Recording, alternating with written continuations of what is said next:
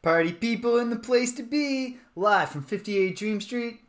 We're James in the Games. All right, here we are. This is it. This is it. This is episode 18. I don't know that it's in any other way some sort of monumental milestone in our Star Control 2 Let's Play. But what was monumental is that last week we blew this sucker wide open. We discovered Quasispace, that unknown intermittent star that pops up there at the in the area of what are the places? Give me a second. The Syreen and the Chandrasekhar constellations actually reached it. Turns out, oh hey, that blows the game wide open. Gets you fast travel basically, among other things. So I don't think this second run is going to be the one where I save the galaxy, but I think it's going to be one where I find the things that I need to successfully save the galaxy on third attempt.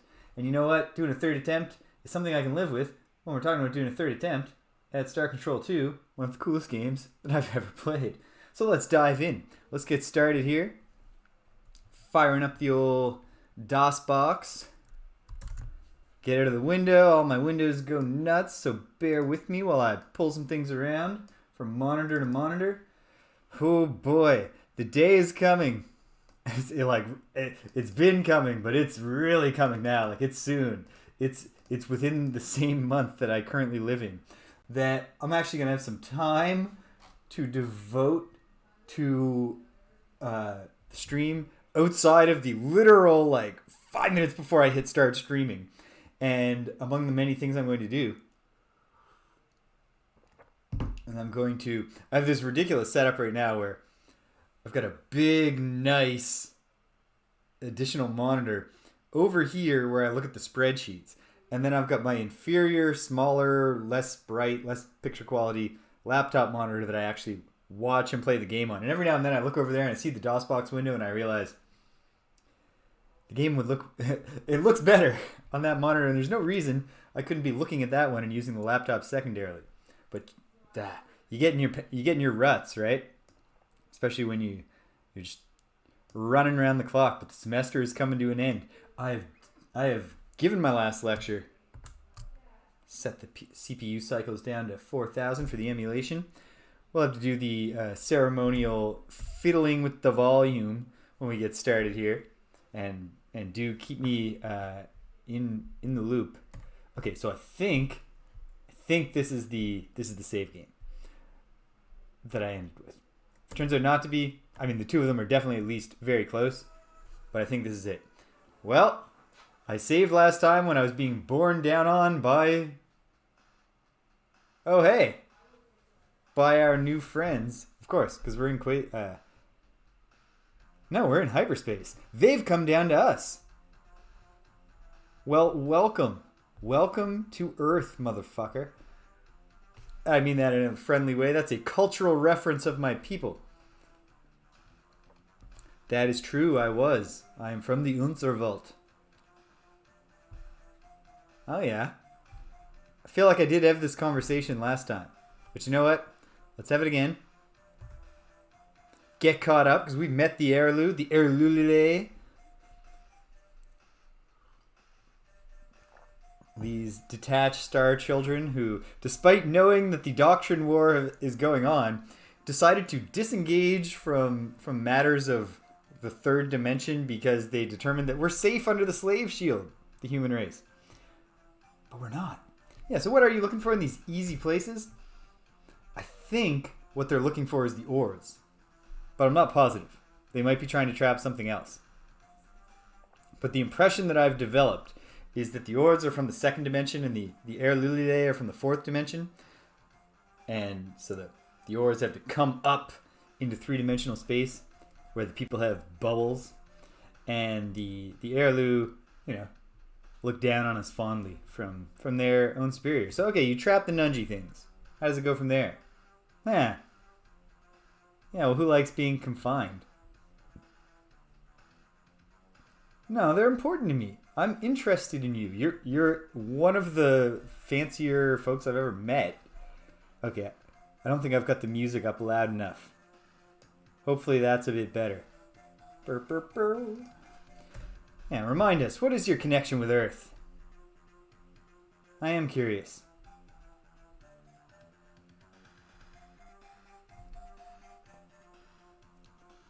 Well, that's really... Again, I find this hard to square, this paramount concern with the... you'll be fine after the Doctrine War when the Kohr-Ah cleanse the galaxy. I've seen one timeline through to the end. I've watched the cleansing of the galaxy, and the Arilou, they did not change pace and come to the rescue of humanity. So, a little bit of Dr. Manhattan-esque detachment here, and fine. Yeah, you know, they're higher beings. They probably, perceive the flow of causality, whatever. Oh yeah, what was his name? Adam? You're the first human.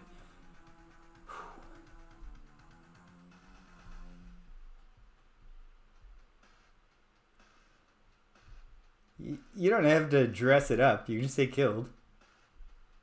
I do feel like the main character of this story. So thank you for sharing that view. Discover the nature of the red probes. See creatures who inhabit a world with no surface. Yes. Yeah. I've had all this conversation before. That's useful. Gets me a little bit closer. One thing I'm hoping to crack before the inevitable failure of this particular attempt is what's the story with the Salandra? And I've got a bunch of their coordinate data that I haven't done any thinking about, but I should at some point. And then, more to the point, perhaps. Is it more to the point? Where am I in space right now? Oh yeah, I'm up here, I'm chilling. Is this actually the right save game? I think there's one way we could definitely verify that. Airman! Yes! That is exactly, and welcome, by the way. Welcome to 58 Dream Street here. That is what I'm trying to do here.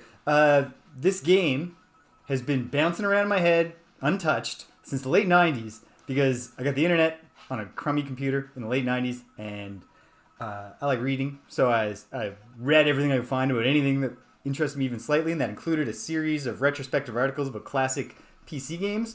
So I read about Star Control 2 maybe around like 1997, and I thought, this game sounds really cool, and I never encountered it anywhere. If I had known there was a Genesis port, I probably would have grabbed it on an emulator and boom, experienced it at the time. I'm glad I didn't, because I'm really enjoying meeting it now.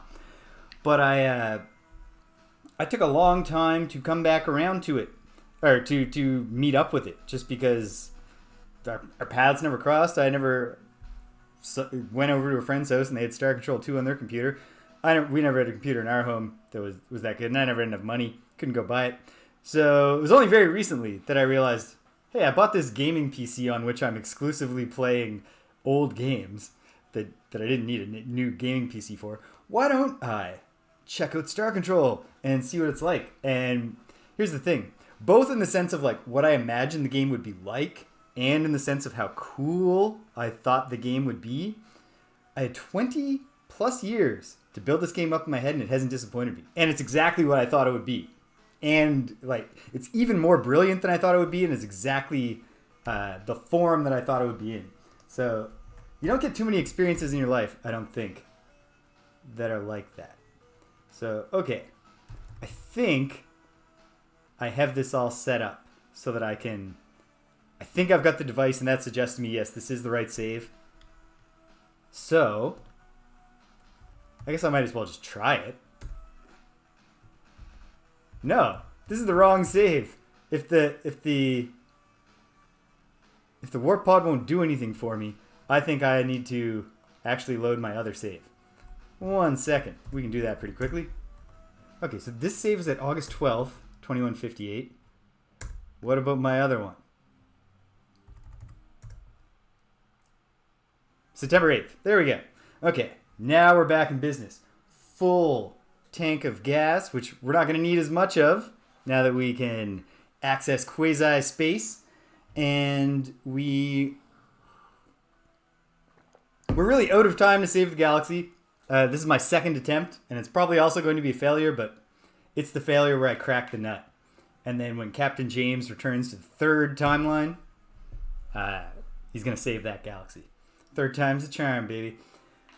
Okay, so I have never used my cool device that I just got last time.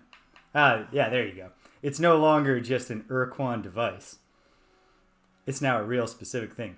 You know what? I know that this is not actually probably a thing that matters in the game, but it does feel like the right thing to do is to not activate the portal spawner literally right next to the starbase. That just doesn't seem responsible.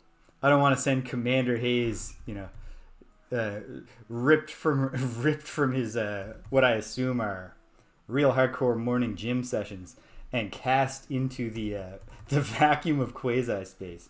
Presumably he would rapidly age or some horrible thing would happen to him. He'd de-age. I don't know.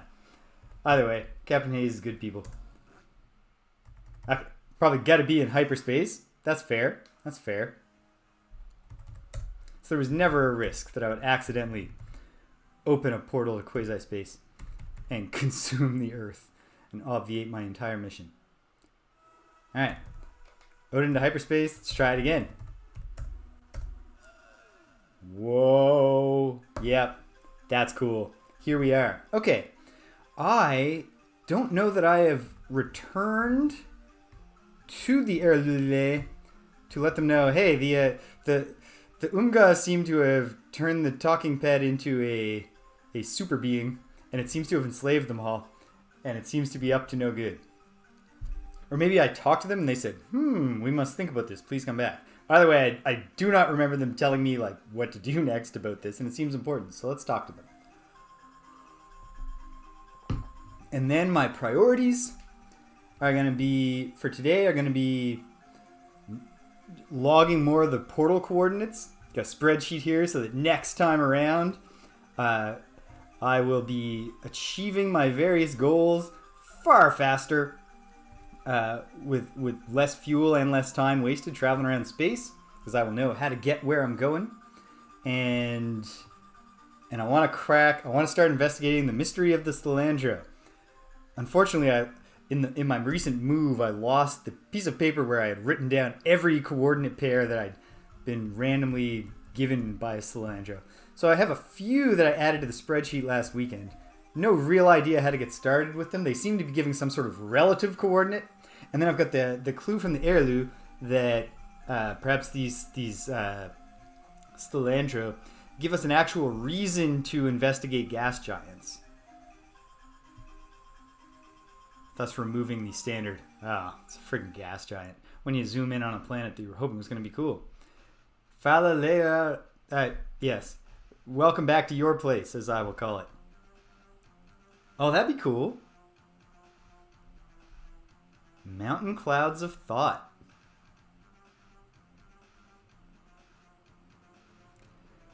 Yeah, all these things sound very vague. Yeah. That's what I'm worried about. So yeah, okay, yes. I did report to them. They did express some kind of concern. Have you checked the Umga yet? Seems like you should have, since like time is a much different concept to you, but...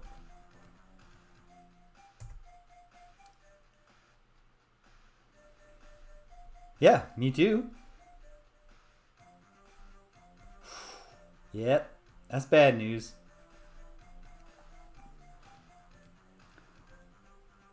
Yeah, which seems weird, right? Because usually they want to mess with you before they attack you unprovoked.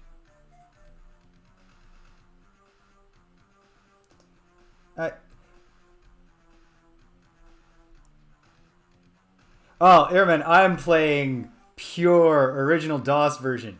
I'm going to go back after I've beaten it, because I love it. This game, like, even if I beat it in my third playthrough, 3 playthroughs is not enough for me. And I'm going to check out the Ur-Quan Masters and get the voice acting and all that. But yeah, that is the first question, actually. One of the first questions that anybody who arrives at this stream immediately asks me about is like, dude, you're aware that there's a better version of the game, right? And I am, but I'm stubborn. So, in time. All in good time. Okay. What was I turned here for some reason? No, it doesn't matter. Okay. Let's review what was just said. Yeah, the source of the psionic control is the thing, the Beta Orionis. Yeah. I feel like this investigation This preliminary investigation they've conducted should have not been necessary based on what I have already told them is going on. But okay, what can we do? What is the action to take? You need a hero. You're holding out for a hero to get the job done. I feel like I told you what is being done here. Perhaps we are. Okay. And it knows of mine because I went there, I talked to it, I came back. Alright. Okay. Goodbye, my very frustrating but very dear friends. The Arilou. Okay. So, we want to go back to Beta Orionis and see if doing the same thing a second time will produce different results. And we want to keep on testing these thingy-dings. So, let's throw a save down. Oops.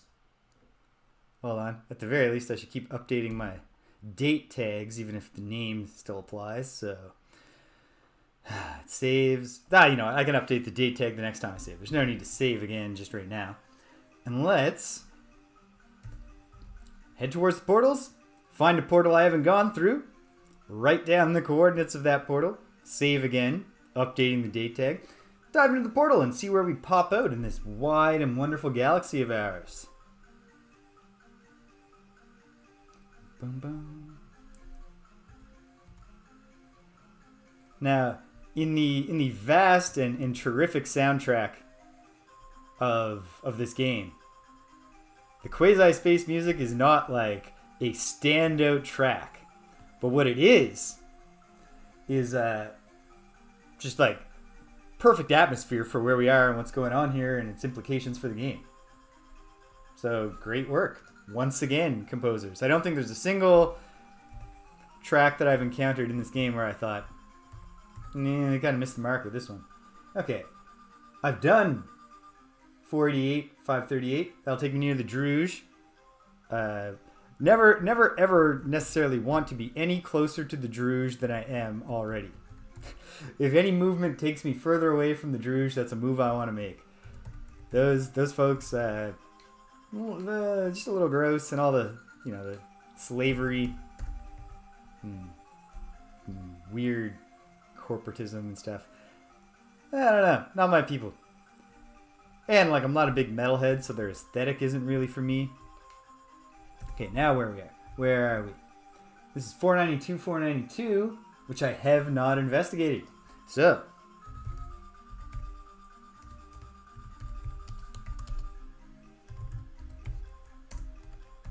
noted the coordinates.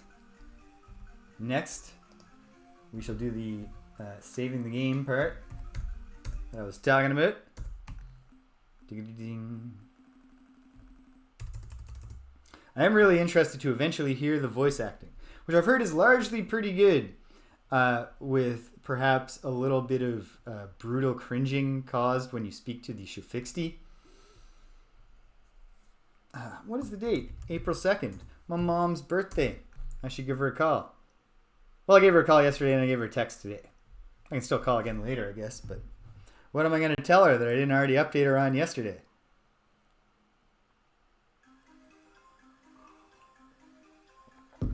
One detail that someone had to point out to me, and I really should have picked it up on it because it's already pretty clear in the text, but that will obviously make for great voice acting, is the Yay-Hat being Scottish. Once someone says that to you, you can look at it and be like, oh yeah, that's not a decision they made later. They wrote this dialogue to sound Scottish. But I didn't notice it at first. And then when someone told me, I think that's a great touch, and it's absolutely brilliant to me the way they, because by having the pterodactyls be Scottish, you get the Arr! And it works for Arr! and the man, yeah. Pretty much everything about this game, about the writing of this game that is not trying to be titillating, is brilliant. And then oh boy, I did experience one of the sex scenes, and oh my goodness, no, not doing it for me. Okay, Ilrath Space. Again, So I've got 2 exits into, say here, middle of Ilrith space. Okay, cool. That doesn't get me anywhere near where I wanted to go. I'm just going to want to test a couple more. And we're going to do that with the old save and load technique. Although we can even, we can work that into the continuity of the game now. Because I'm in Quasispace, I'm splitting portals in reality. I can move back in time a few seconds. And it doesn't break the reality of the game, right? It all fits in the fiction. Alright, 506, 474. Takes us near home. I've been in that one. 502, 460. New to me. Let's head that way. Interesting to me, the time continues to pass in Quasispace, although fuel is not consumed. Am I near it now? Or yes, I am. 502, 460. Okay. Let's get ready. 502.0 to 460.0. Here's one really good thing about me not hooking up with this game until well into my adulthood and after my very, very, very late ADHD diagnosis. That I was never the kind of person with the patience to write things down when he learns them in a game. So the fact that my main streaming games so far have been Ultima and Star Control, really well suited to the place I am in my life right now.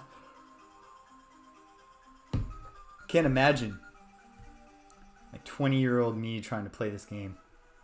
Where am I? I mean, I guess I could just look at the coordinates, but I want to see it on the map. Okay. Near Zokfot Pit. Outside Ur-Quan space. Great. Bit by bit. Let's test one more, and then let's get down to business.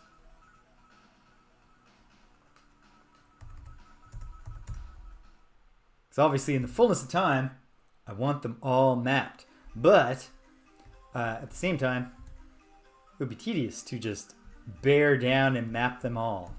So don't want to just, give it a little time. Okay, is this one 476, 496? New to me.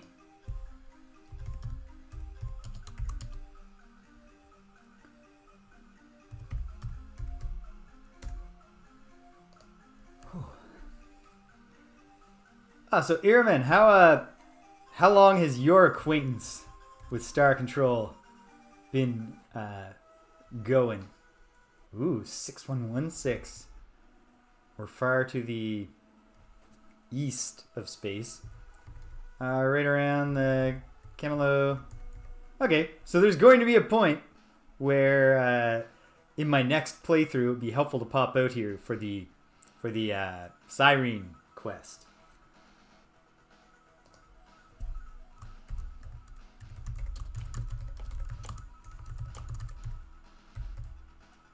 Camelo Dallas. Excellent. Okay. But now let's hunker down. Let's load that save. Let's pick the correct portal that will get me out awful close to where I want to go right now, which is, to be precise, 544.4, 544, and 532. Okay. 544, 532. 544. 5.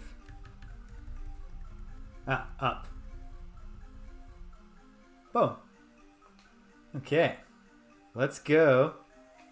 See if we can help the Unga, I guess. There's an there's a little bit of a discord here where, the talking pet obviously is manipulating the Unga, a member of the Ur-Quan hierarchy, a battle thrall of the Ur-Quan hierarchy, are being manipulated with the long-term goal. Oh, hey, we've got a visitor. Let's talk it out.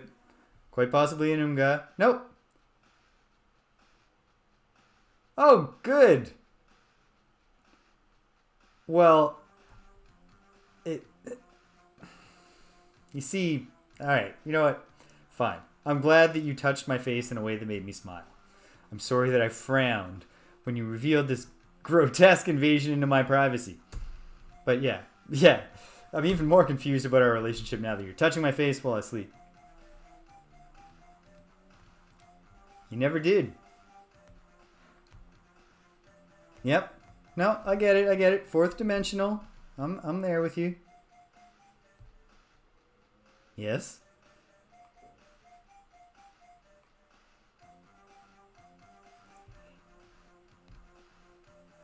Yeah, I do know about the Ors. And are they also dimensional travelers? But that's where the similarity ends.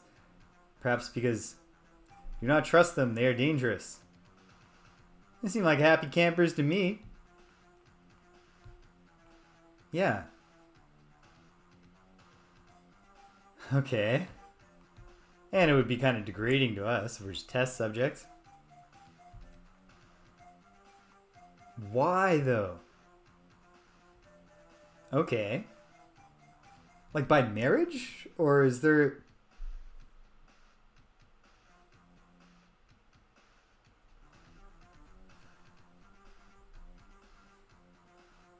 And someday what? You hope to be there for my graduation? No, you said too much. Great. Keep it vague. Keep me in the dark. Makes you seem more mysterious and sophisticated, right? Can you tell me anything? Yes? That's... I know that. I wouldn't have put it that way. Oh, I know about those words. That's a big trauma trigger for them. But thank you. Obviously, given that I was told very early on about the mysterious star, I'm supposed to find the Arilou much sooner than like right before the galaxy is cleansed of all life. It is what it is. It would have been really helpful information at an earlier point. Yeah. Okay. Let's zip on over to Beta Orionis. Epsilon. Gamma. Beta. There we go. And zoom. Might need to take some evasive maneuvers as we get closer. That is probably a probe chasing me. Maybe not. I seem to be gaining on it a bit faster than I would expect to gain on a probe. Probes are not quite fast enough to keep up with a full speed returner, precursor vessel, but anyway, here we go. Beta Orionis. Huh? We might actually... Nope, never mind. We're not going to make a simple approach here. Let's take evasive maneuvers. Oh, simple approach. Never mind. The autopilot was handling the evasive maneuvers. Ensign, rechart that course, please, and make it so. Here we go.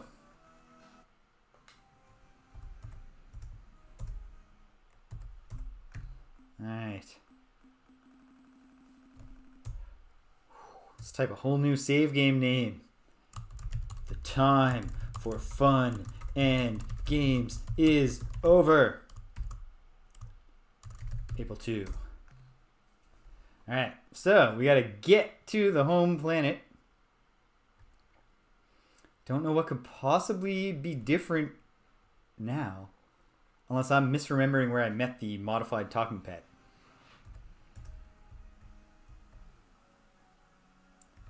Okay.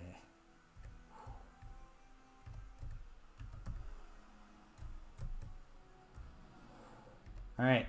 We're gonna make it to the planet. Yeah. It's true, I'm not dead. No. If we could...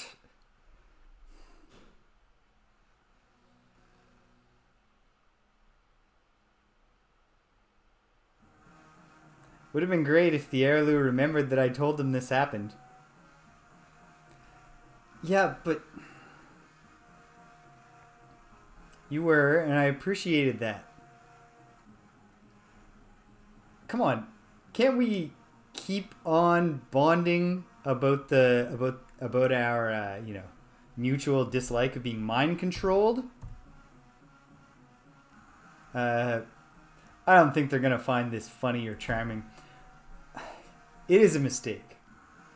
And we are in a hurry. Come on. You got a war to fight. And you're massively underestimating Captain Thwill. But I'm not your slave. Because I'm from a... Actually, okay. No, you put Veil onto a slave shield too. I am your slave. Well, do your best. But I don't... Well, who knows? I'm often a little rusty when I'm picking up a week later. Let's see what we can do. Captain Thwill, you're in the hot seat. Whoops.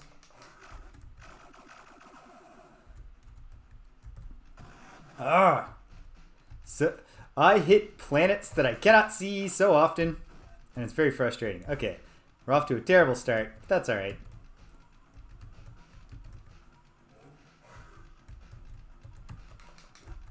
Oof, no, wasn't nearly close enough.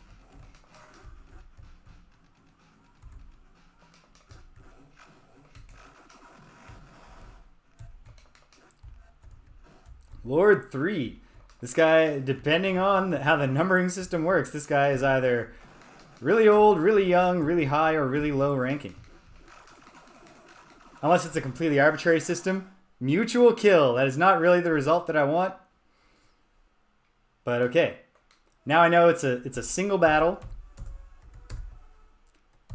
And I'll just do a better job on the second attempt. And have him die all by himself. While Captain Thwill just, goes delete.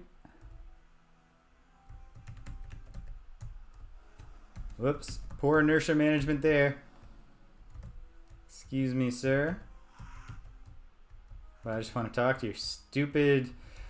What were you thinking, by the way, folks? Giving higher intelligence to a psychic creature? Did you know it was... I mean, maybe they didn't know it was psychic.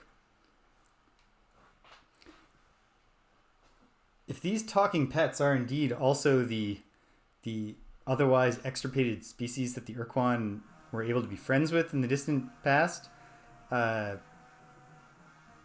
kind of ironic that they have their ability to not trigger the Ur-Quan, kill switch, predator instinct, has its roots in mind control, which they do not like. Alright, listen, alright. Fine. I really do think that, there's some books about trauma and stuff. There is some Earth knowledge that we could share with you that really could probably be more helpful with all of your emotional problems than your efforts to enslave or cleanse the galaxy of all life.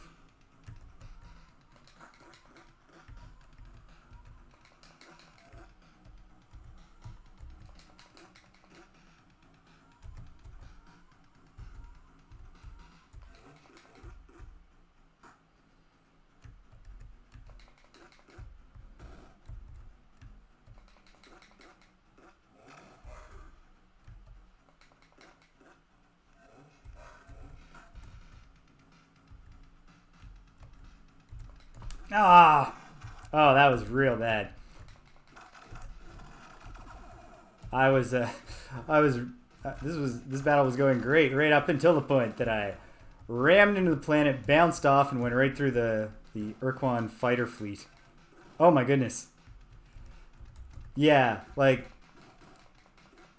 both as a gameplay tool and as a starship design tool, just like a beeping sound that warns you when you are approaching a planet. would really flesh this out. Be a good safety measure, right? Thanks for playing, Lord 476.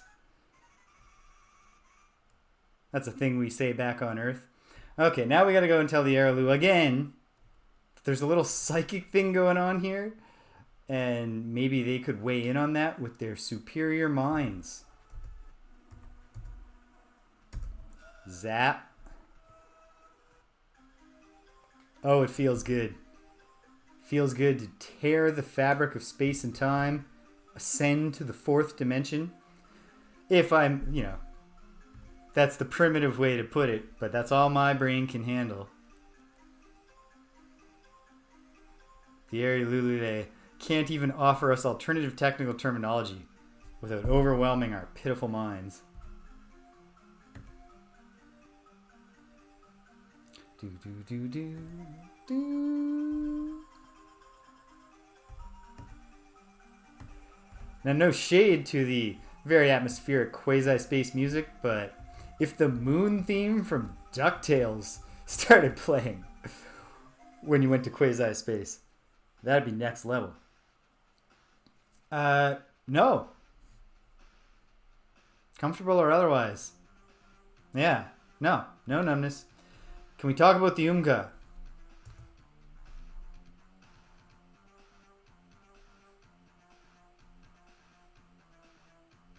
Okay, great. What does later mean in your... I don't know. Kind of seems like later is a primitive third dimensional concept that you should have evolved beyond the need for. We'll test some more portals. I'll come back in a month if that means anything to you. We don't have many more months before the Doctrinal War is ended. I should swing by Betelgeuse again and see... Because I thought I had completed the Syreen, allegiance quest. But I have not. That we can't build their ships yet. So... See what Commander Talala, if I'm remembering her name correctly, I think it's Talala. See what she has to say. If there's anything more we need to do to get her on board. Or if we just had to wait. Because I think what might have happened is that I spoke to her and she gave me the whole aftermath of their operation against the Mycon. But what had not actually happened yet was the operation against the Mycon. So when I got back to 468, how about this one? Haven't checked it yet. Let's go. So when I checked the...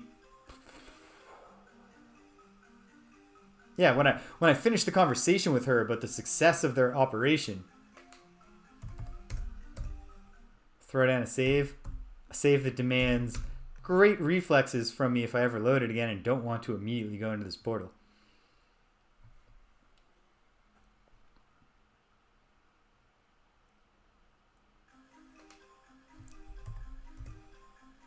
Oh, never mind.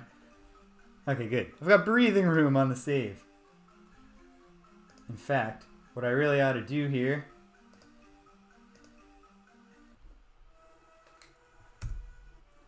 is make note. I didn't even write down the coordinates I was heading for. Well, that's useless. But okay, gets me way out here in eastern space, if you will. Let's find out what Alpha Pixidis is all about.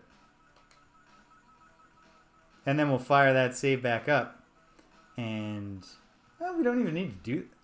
oh, yeah, right, because I forget the coordinates. Well, we'll see what happens. It doesn't matter. We're really just playing out the end of the galaxy for the second time, because I don't think I'm going to crack the whole story here fast enough. Picked up a Stelandro probe, I think, so perhaps we'll engage with that on our way out. Get another set of coordinates, and I really got to start investigating those, because if I want to finally crack the puzzle of the Stelandro, I don't have a ton of time to do that in. So here we are, Alpha Pixidis, a 2-planet system, an extraordinarily hot system. Even because it's a big star. Lanthanide world.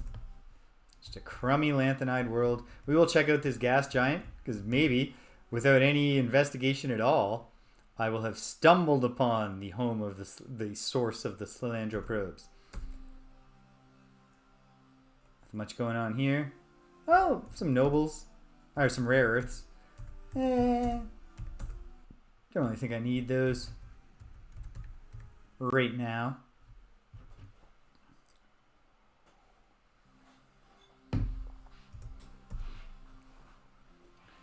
But certainly gonna hurt to pick all this stuff up. there anything else going on down here? Yeah, I don't know exactly what else is going to be alive at 1131 degrees Celsius. Those are serious temperature extremes. We'll keep an eye on the crew. We are losing crew. Just get the precious. We've only lost one person so far. Okay, now we've lost 3. Let's get some rare minerals. Get some rare minerals, team. Come on. We're going to get you out of there. We're pulling you out. All right. All right. 1 load's enough from this terrible, terrible moon. You do not want to spend too much time on a super boiling hot moon. Opalescent world, yeah, it's very pretty. In fact, I already looked at the opalescent world. And I can tell that is not an interesting moon on the other side. Not minerals, but what about energy?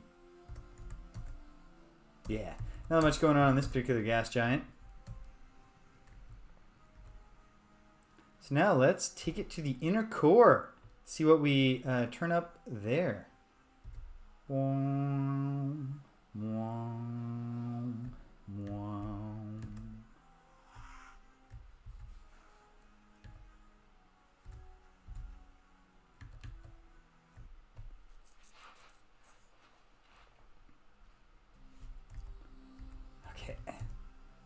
Okay. Just an azure world. A barren azure world. Okay. But we have another gas giant, and you never know. And also, there's always the hope until you find out that it's a lanthanide or urea world. You might have found a good world that doesn't suck. Like an auric world. I love gold. And so, extraordinarily hot once again. Not as extraordinarily hot. Let's give it a shot. Crew up, everybody. Wet your socks or something. Do anything you can to reduce your own body temperature. We're gonna get 1 load of precious minerals, and we're getting out with hopefully most of you alive.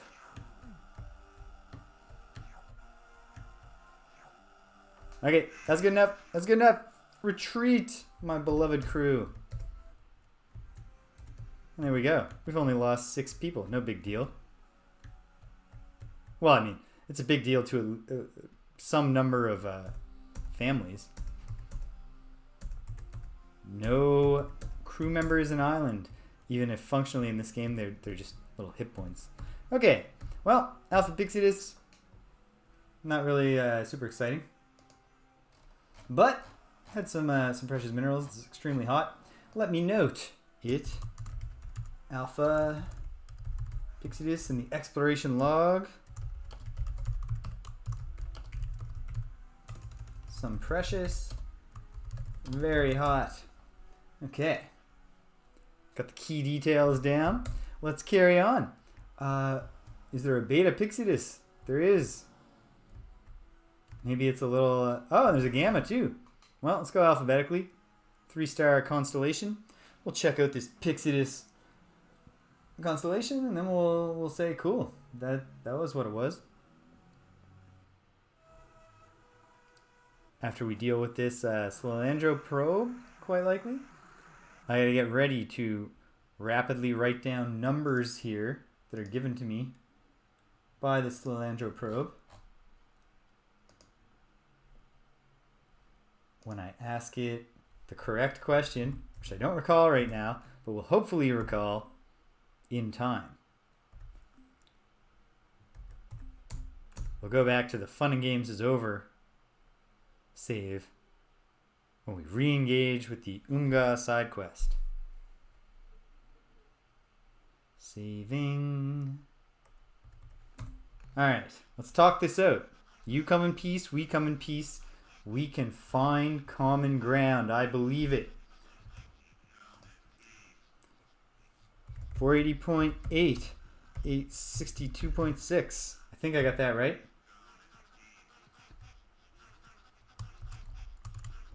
And this happened at 895.9, 500.4.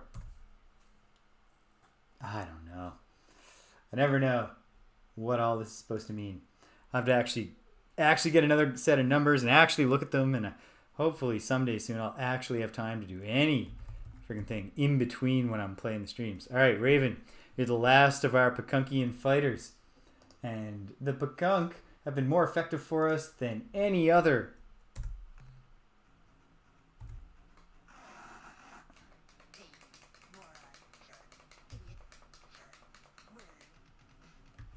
All right, come on, buddy. Yeah, coming in for the attack. Ah. Miracle, yes. If I could just line up my guns slightly better, we'd be done here.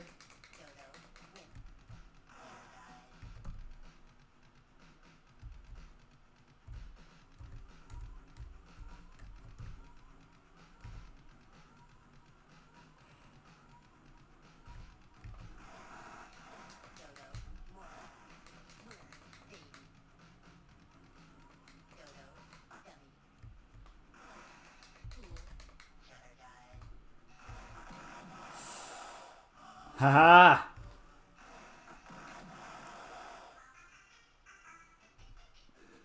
As long as you have infinite lives, you can eventually win a battle of attrition with a Solandro probe. Very good. We're happy with that. To the next Pixidus star system, which has 2 planets, one hidden behind the sun, and one not at all hidden behind the sun. So let's check planet 2 first. We'll check planet 1 second. Descending order is the system we're using here. And that's Sumerian world. Always disappointing because they look really cool. And, you know, if you're a fan of Conan the Barbarian, the word Sumerian makes you think, okay, cool, swords and sorcery, action, adventure. And not so much. Actually, usually just friggin' nothing. Okay, here we are at planet 1, tucked in there behind the Beta Pixidus sun. It's very pretty. It's a purple world. Very boring. Very pretty. Very boring. Here we go. Beta Pixidus. Both planets. Nothing much. And a wham, bam, thank you, ma'am. All right, we're out of here. Let's take it on over to Gamma Pixidus, which honestly, I'm not gonna lie, my gut is not telling me is gonna be too exciting. Ooh, and then I always like to check stars that are just hanging out by themselves, so perhaps we'll head that way too. And then back to Quasispace, and hopefully the Arilou will have an update for us. It'd be great if they could proceed in a more timely fashion, existing outside of the flow of time as we understand it. Seems like it should be easy for them. And yet. Alright, back to hyperspace. Now the second coolest kind of space that we know of. Well, say this for Gamma Pixidus. It has managed to attract a lot of green matter into its orbit. So bring it in. Here we are. Here we art. Here art we. Some rare elements. Nothing much. I'm just not aching for resources really. With time running out. And I think I've got some RUs in the bank, so to speak. Resource units. So that should be good. That should be good. Or maybe I'll turn out to not be good at all. I think that's unlikely. I think I'm unlikely to get progress locked for the last 3 months of the galaxy by running out of access to resources. And I've spotted a rainbow planet that I haven't even told the Melnorme about, I think. So we got that going for us. Brave new world where I'm actually checking all the gas giants I come across. But we got to do it. It's got to be done.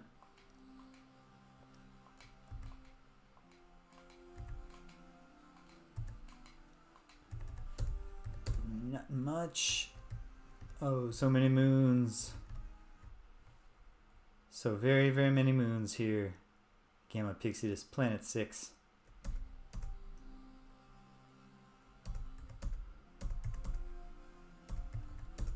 Nothing much going on there. Okay.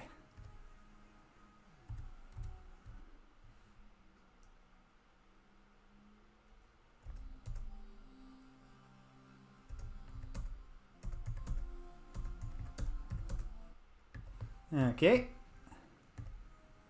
The moons aren't really doing much for us. Gonna have to take a brief intermission in a moment. Provide the my feline companions with their afternoon meal. Come on. We want to check out the gas giant.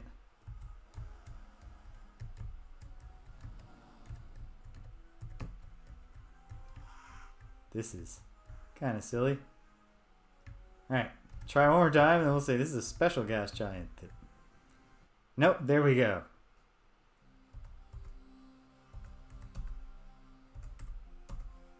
It's not a special gas giant, it's a boring gas giant like most of them. Yeah, that's alright. Onwards to Planet 5, counting it down. Oh, Planet 5 is the red one. Might as well do this proper numerical order. Don't think we're not likely to find anything biological here, I don't think. At least maybe the first planet, but I think it's pretty cold out here in most of the orbit of Gamma Pixidus. Yeah, minus 209 degrees Celsius. It's I mean, you definitely need a sweater at least. Probably a hat.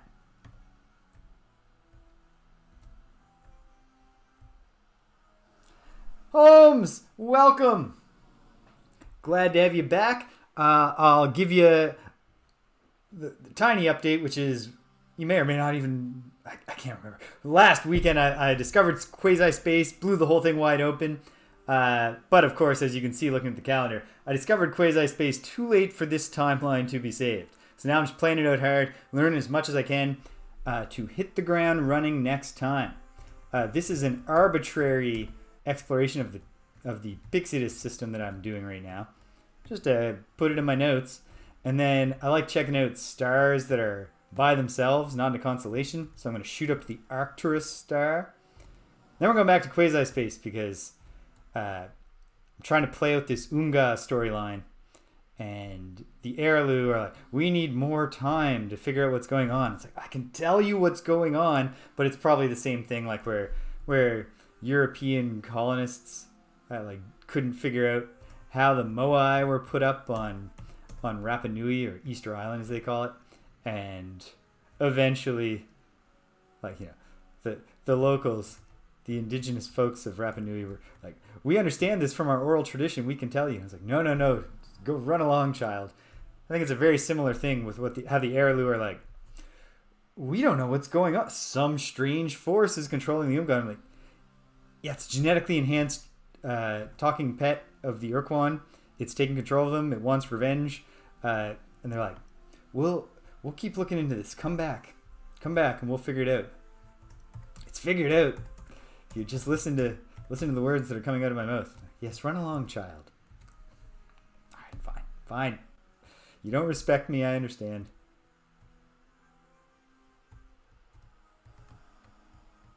Oh yeah, but here's the thing. Here's the fortunate thing. This game is so friggin' good. I certainly do not mind doing 3 attempts on my first, blind experience with it. And like, there have been very few moments in either attempt where I've not been actively pursuing something. Like, the closest I got to being like, I don't have a clue, was actually literally immediately before I made my way to Quasispace. Because I still haven't figured out the Yayat Civil War. Like, I've started it, and the Pekunka are now absorbed, but I don't believe that they're actually wiped out anymore. I believe that somehow they're going to actually play a role in the resolution of that conflict. I don't know. But I can't figure out how to push that forward, and I was like, well, I don't know what to do. And then I looked at my star map and I was like, the ores aren't even on this star map. Have I just really not even tried at all after that one time that I talked to them and accidentally triggered combat? And so I knuckled down, and I figured out, like, oh, bring up the androsynth is their trigger word. They don't want to talk about the fact that the androsynth used to live here, and now they live here. And by avoiding that, it got them to, like, say a bunch of things, and using my my having read science fiction before brain, I figured out, despite the poor translation, that they were saying, hey, guess what? We're from the second dimension, and also there's people from the fourth dimension, and you can get to them by that star that appears and disappears. And then I hunkered down, I got through that, and boom. So yeah, it's going to make a wild difference. It's kind of like when I was playing, like when I was doing Ultima 5 last year, there's an item you get in Ultima 5, the Crown of Lord British, that when you put it on, it stops all monsters from casting spells, period. Which is like a real game changer. Like, there are some monsters that just, their magic is too much, ever. There's never a point where you'd be like, yeah, I can go toe to toe with these guys now. But then you can turn off their magic, and some enemies just become a straight up joke, and some of them are still really tough, but they're fightable. And the fast travel is clearly, like, the access to Quasispace and the portals is very clearly that level of game changing discovery, where, like, everything after you know it's there is just a totally different story than everything before you know it's there. I don't mind that. Like, it's unbalanced, for sure. But I don't necessarily think that balance would have been a superior approach anyway. All planets, nothing much. Okay, let's check this one kind of cool star that I'm curious about. And then let's go back and be like, come on, Arilou, you exist in the fourth dimension. Yeah, exactly. And I am, oh man, from the moment I started this game, I was prepared to play it way more than once, if need be. I will probably, because lots of folks who have stopped by have been like, gotta play Ur-Quan Masters, dude. So I'll probably someday, probably not right after a successful playthrough, on my third attempt here, but someday after my first successful Star Control 2 playthrough, I will absolutely do another one in the Ur-Quan Masters mode. It's a game that, like, even when I'm successful, I doubt I'll have uncovered everything. There'll be things I still want to know, and then exploring to do, and all the voice acting to hear.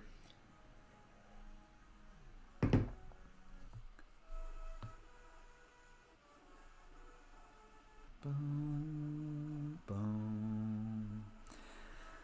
Oh man, it's rough when you're from another timeline.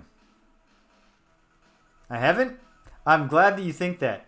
I do think I am going to lose this run, and I don't mind, because it just means I play more Star Control 2 before I win. But good to know. I won't give up. Although ultimately, mentally, I'm more right now thinking about, what can I learn to hit the ground running even faster the third time? I don't think there's anything I can learn that will come anywhere as close to the change that just knowing about Quasispace will bring to the table, but we shall see. Yeah, so, okay, with that information in mind, maybe this jaunt out to Arcturus will be the last completely purposeless thing I do in this run. Perhaps I will try to make all my other decisions thoughtfully and see where they lead. Because if I pull it out and save the galaxy, I mean, it's one thing to say, we'll get it right in the third timeline. That doesn't really help the people who were cleansed from existence in the first timeline. No, it doesn't feel good. I definitely didn't get that implication. But even just from, blanking on the name, Cadence? Speedrunner, who has popped up in the chat from time to time, from his descriptions of the time investment in a successful Star Control 2 speedrun. Yeah, I can tell that probably I could actually, if I made all the right decisions, crack this one here. Hail, Stimpinski! Great to have you back. Glad to have you here. It's a beautiful, it's a good day here in Halifax, Nova Scotia. Hope things are well on your side of the planet. How have you been? This world's so pellucid.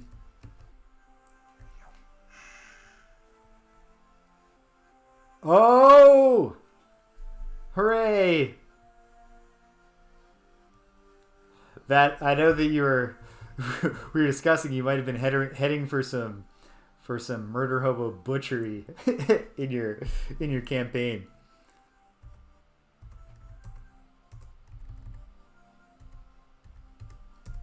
So I'm glad to hear that worked out.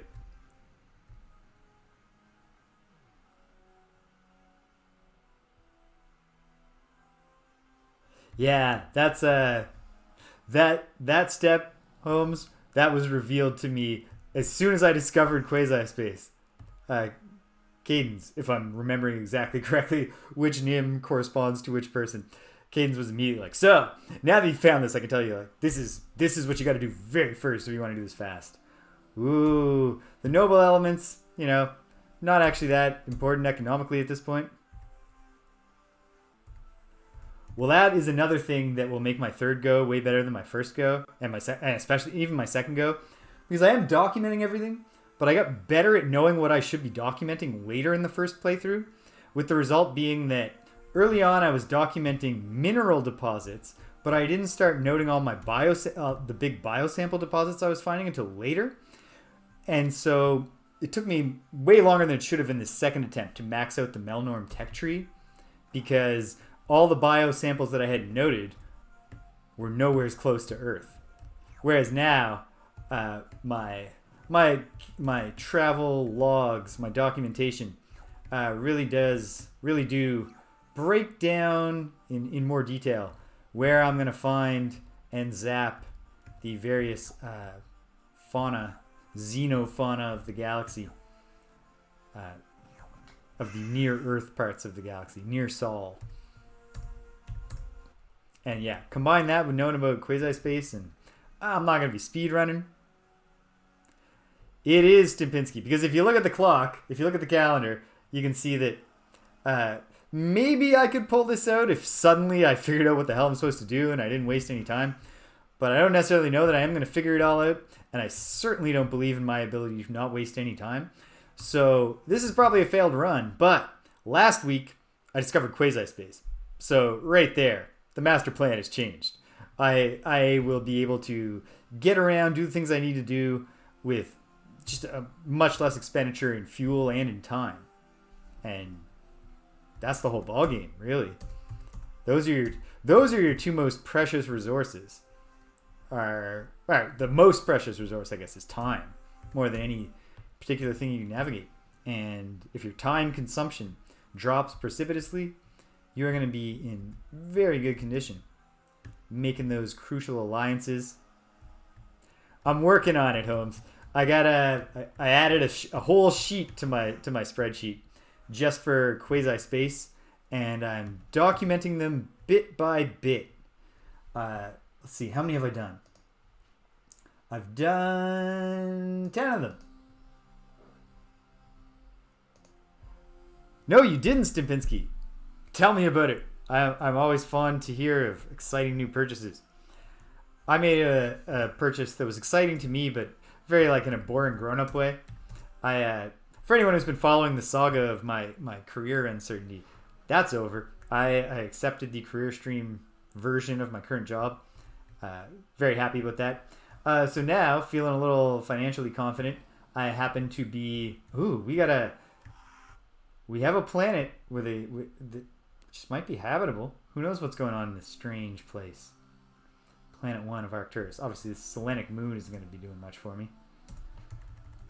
So with my newfound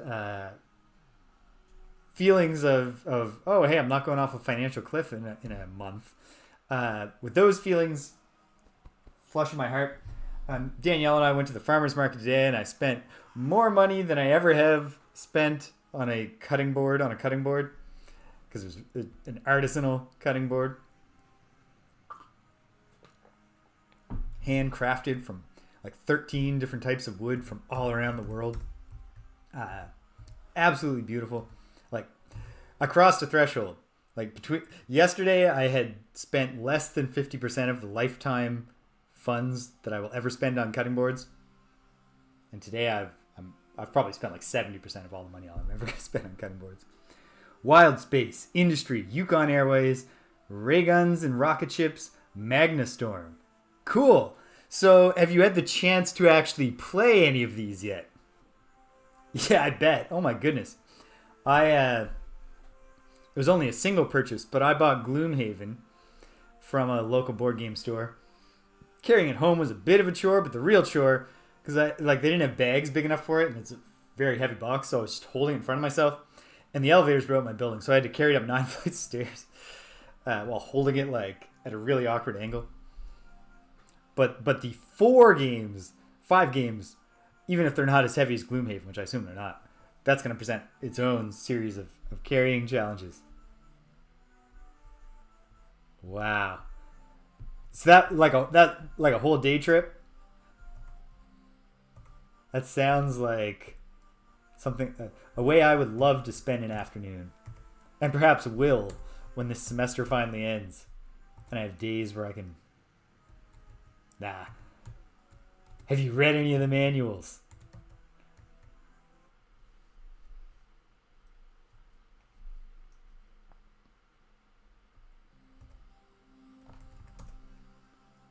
Oh yeah, there are things living here. And I might as well... Oh, you know what? For this, on this particular run, we're gonna let them go. We're gonna let them live in peace. We're gonna honor the Prime Directive. But we'll make a note for the future that we're gonna come back here and we're gonna zap them all. Defend the Rook. Ooh. Gotta add that to my... Finally gonna actually get to start reading about the things on this list soon. Did my final lecture for my first year class on Thursday. Final lecture for the first year class on Monday. And then all of a sudden, all my evenings are free until September. Oh, yes. Well, there you go. Yes. Defend the Rook does appeal to me.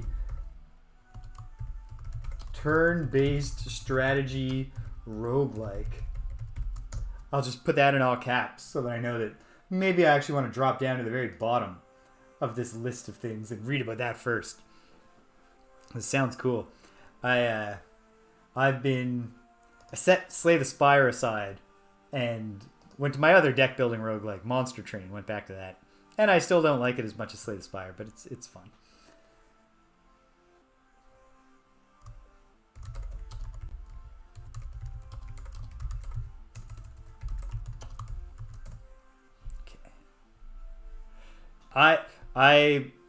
I've spent a horrifying amount of time with it. I discovered when I looked at it's the game I've played the most on my Switch, and probably, based on the numbers, probably in the top 10 of games that I've ever played. I have to run to the washroom briefly, folks. Take a tiny intermission. I'll be right back.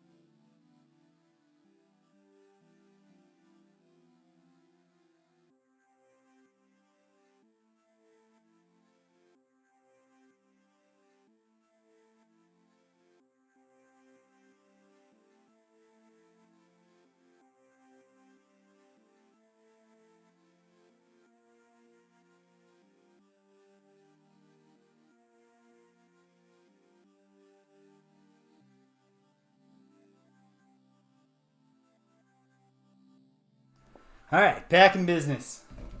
And, yeah, Slay the Spire. What a wonderful game. I'm a colossal fan of that game. Have played a ton of it. And expect that I have much more to come. Because, holy moly. A lot of fun. I think right now I've got... The Watcher she's my main. So I've got the Watcher at Ascension level 11. And I think the other 3 are all at level 9. Okay. What did I say I wanted to do here? Nothing more. Right. Going back to Quasispace to see if the Arilou are ready to update us. From there, we'll test some more portals. And the big agenda items, unless I suddenly figure out what track I need to be on to beat this game, are... No, the Watcher is she's like the Buddhist, she's the blind monk. She's the unlocked character that you... I can't remember what you need to do to unlock her. Yeah. The robot with the orbs is the defect. And I also love... I mean, you know what? I love all 4 of them. I think the Watcher is my favorite, but I am also quite fond of all of them. British! Questing is... Well, it's a... Like, if you look at it from the perspective of the actual... beings who live in this particular timeline, the questing is going catastrophically. They are running out of time. I am probably not going to save them from being cleansed by the Kohr-Ah. But if you look at it from the perspective of, am I uncracking this game in such a way that on my 3rd playthrough I'll be successful, things are going great. Because mostly, I mean, there are a few things good that are going on, but here's the big one.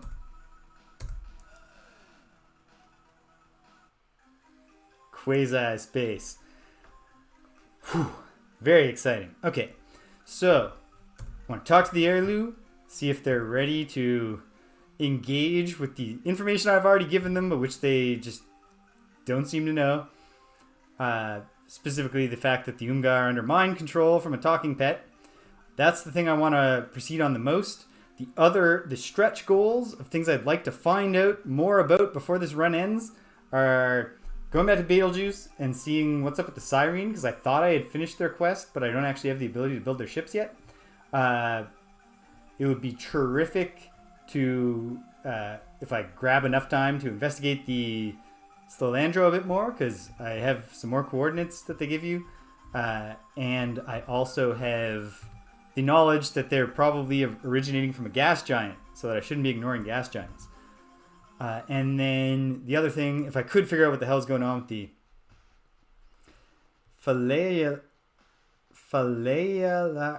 excuse me a moment. I'm going to learn how to say their planet name. Phaleia Laralfali.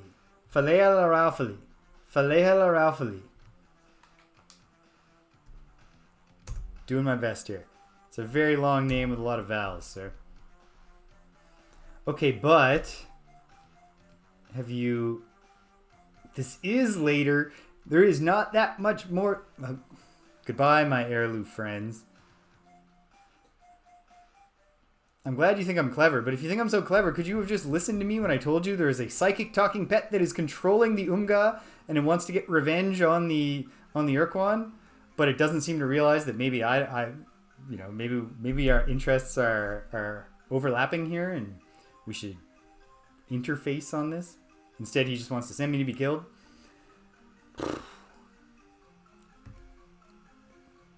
But yeah, things are coming together here in Star Control 2, which is nice. This might... Oh, man.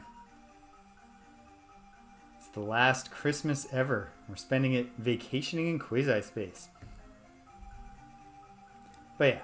Test some more portals, and then I gotta do one of the things I've talked about. So, okay. Let's look at the star map. Oh yeah, we're right at the edge. So, I don't think I've looked at this one yet. Here we are. Unknown, 448,504. Nope, that's new. 448,504.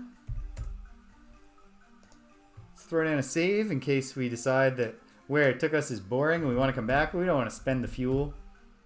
I don't think that running out of fuel is going to be the biggest negative impact on our quest here. Rather, literally running out of time and watching the galaxy being cleansed of all life is the likely bad outcome that we're going to have to grapple with.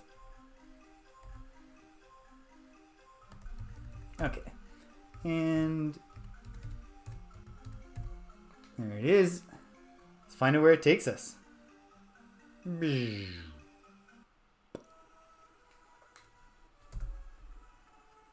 And far to the north, near Delta Linsis, this will be very helpful for completing the running errands for Admiral Zek's side quest. Extremely helpful. That was a tough one to get completed in this playthrough because I didn't note enough biosample locations, couldn't get upgraded fast enough. Getting enough fuel to get up there is tricky. And it takes a long time, but it won't anymore. Boom, the Linsis constellation. Excellent news. Bit by bit. Okay, let's test a couple more. We'll test more until we get dropped somewhere useful, I guess. Why not? Why not just do it that way? So how about this one? For 58,492 is new to me.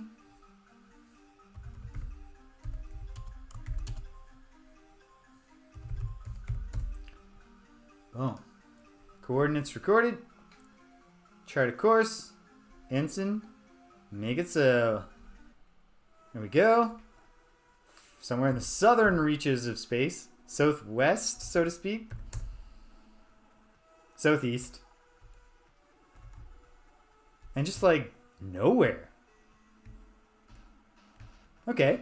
Well, why don't we find out what Alcor is all about, and then we'll just load that save to go back. What's the other thing we could look at here? Trianguli.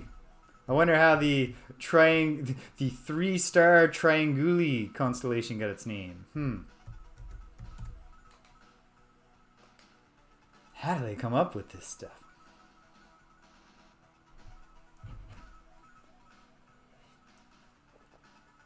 You know, it occurred to me. Danielle and I received a smart kettle as a housewarming gift from her grandmother, and so I am no longer bound to the stovetop to heat the water and make tea. And I realized that this means that technically I don't need to just make 1 cup of tea before the stream, and then when it runs out or gets cold, I'm out. I could just bring my stuff up, have it set up like right off camera, make a cup of tea right in the middle. Someday. Call that a stretch goal. It's probably not the most important thing. And I do have water, which is fine. Water will hold. 1 hour later, a glass of water still tastes like water.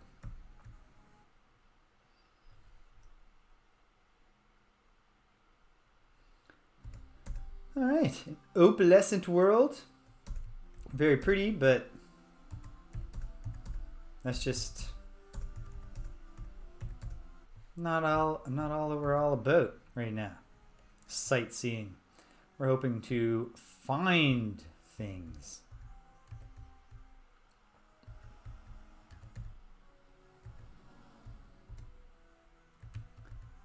Always potential in a purpley looking moon. Not if it turns out to be a purple world, but if it's violet. Ooh. Light, pardon me. Lots of good stuff down there. I don't think I need it, but it's good to know it's there. Because who knows, someday, in some other life, it might turn out to be important to Captain James to know. An organic world. Pick up lots of carbon down there, I imagine. But it's a vacuum, so... Actually, I think I did find life forms that were living in a vacuum somewhere. And there was nothing exciting about them. They were life forms we've encountered on non-vacuum planets before. All right, we got a big red gas giant. For the moon, we got a quite potentially... What's the word I'm looking for? Treasure or orc world. On the other side of the sun here. Nothing going on, and that's fine.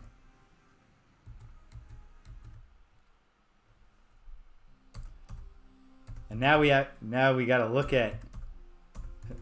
I'm probably not going to unravel this cilantro mystery purely by doing random energy scans of gas giants, but wouldn't it be nice? I mean, I did find that one word of power in Ultima 5 by just asking every random person if they had a word of power. You miss 100% of the shots you don't take, right?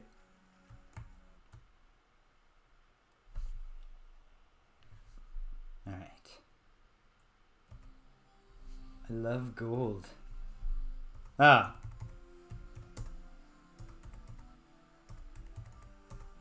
Womp womp. Not a particularly thrilling treasure world. Or Auric world.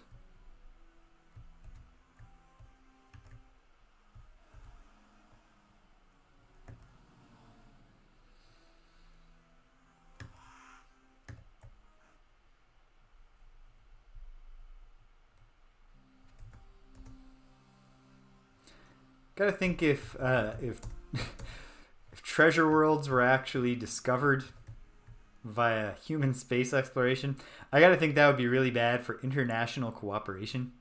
And like the treaty state of space, where right now we agree that nobody owns space. I don't see how that status quo could survive the revelation that some worlds are just filled with treasure. Maybe I'm being too cynical about human nature. But I don't think I am. I think I'm right. Ooh, it's so pretty. Don't need it, but it's just so pretty, and it's fun to drive the ship around and slurp things up. Hear the little sound effect. Might as well do it now and then. Just keep the skills sharp so that I'm not all rusty and struggling to hit a mineral dot on the next playthrough. Even grab that helium. You know, it's not super valuable, but the crew can use it to amuse themselves on the long journey home. Oh, we don't have long journeys home anymore, do we? So we just rip open the fabric of the dimensions and head to Quasispace. Although now that I think about it, given that we do know that the galaxy is on track for a cleansing. Oh, you know what? I'm picking up all this stuff even though I've already committed to loading a save because I've wasted a bunch of time to come explore this system.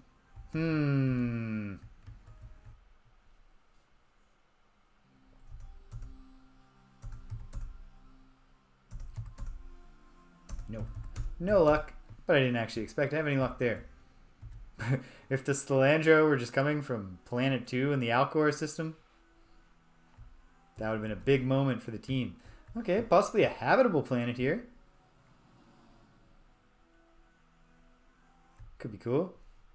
Probably, if it's habited by anything, it's probably just, you know, non-intelligent life. Radioactive world. No, there's no radiation monsters or anything down there. Okay, Alcor. There's something wrong with it.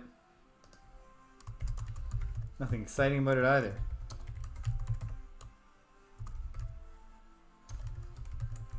Some resources. Recorded in the captain's log. Okay, let's load that save. Test a different portal. Okay. Dun, dun, dun, dun, dun, dun, dun, dun, dun. Suppose.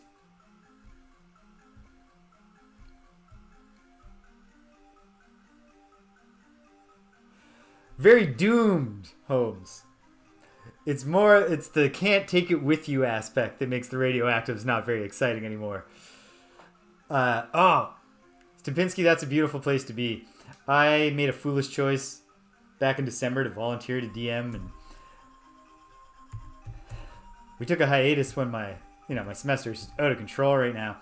But I'm gonna have to go back to it real soon, and I just don't want to. Not because I wasn't having fun. I'm just tired of doing all this work.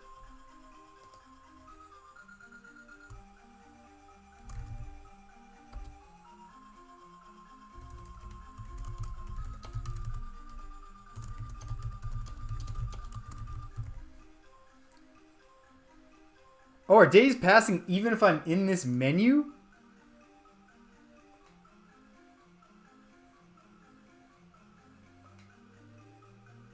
Okay. Whew. Yeah, I did know that it does, as long as you're in some kind of space, active. But okay, good to know at least the menu's pausing it, because that would be cruel. Come on, this isn't Dark Souls. You gotta let us pause every now and then. Check that one. 506 474. Yeah, no, that takes me near home. 502 460. Yep, near Zokvat Pit, outside Ur-Quan space. 516 466. I believe this is the one that I checked and forgot to write down, but we might as well do it again.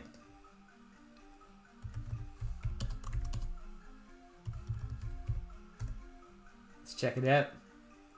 And then, what am I going to settle on doing? Well, either one of these is going to take me near to something. I'll settle on doing that. That's not a bad idea. Have something in your back pocket so that if the occasion comes up and you know, people want to play, just do something. Yeah. Just to be able to go like, oh yeah, I got you covered. Let's play. Star map. Okay, nope, this was not the one that I did. So right near the Sculptoris system.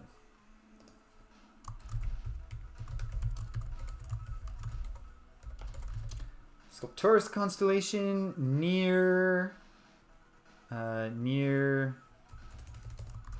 between Vux and Mycon. Very good. Very good. Well, let's take it back. Let's load that. We don't have to. Let's load the save. Every moment is precious, really, now, as doom encroaches on the galaxy.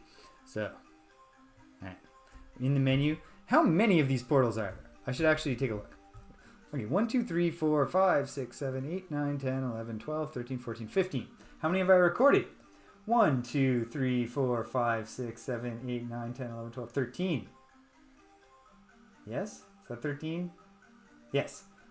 There's only 2 that I haven't recorded, and one of them I actually went through and then came back out and forgot to write down. So, it's time to finish this off. 488, 538, I've checked. 524, 40, 525, 40, I've checked.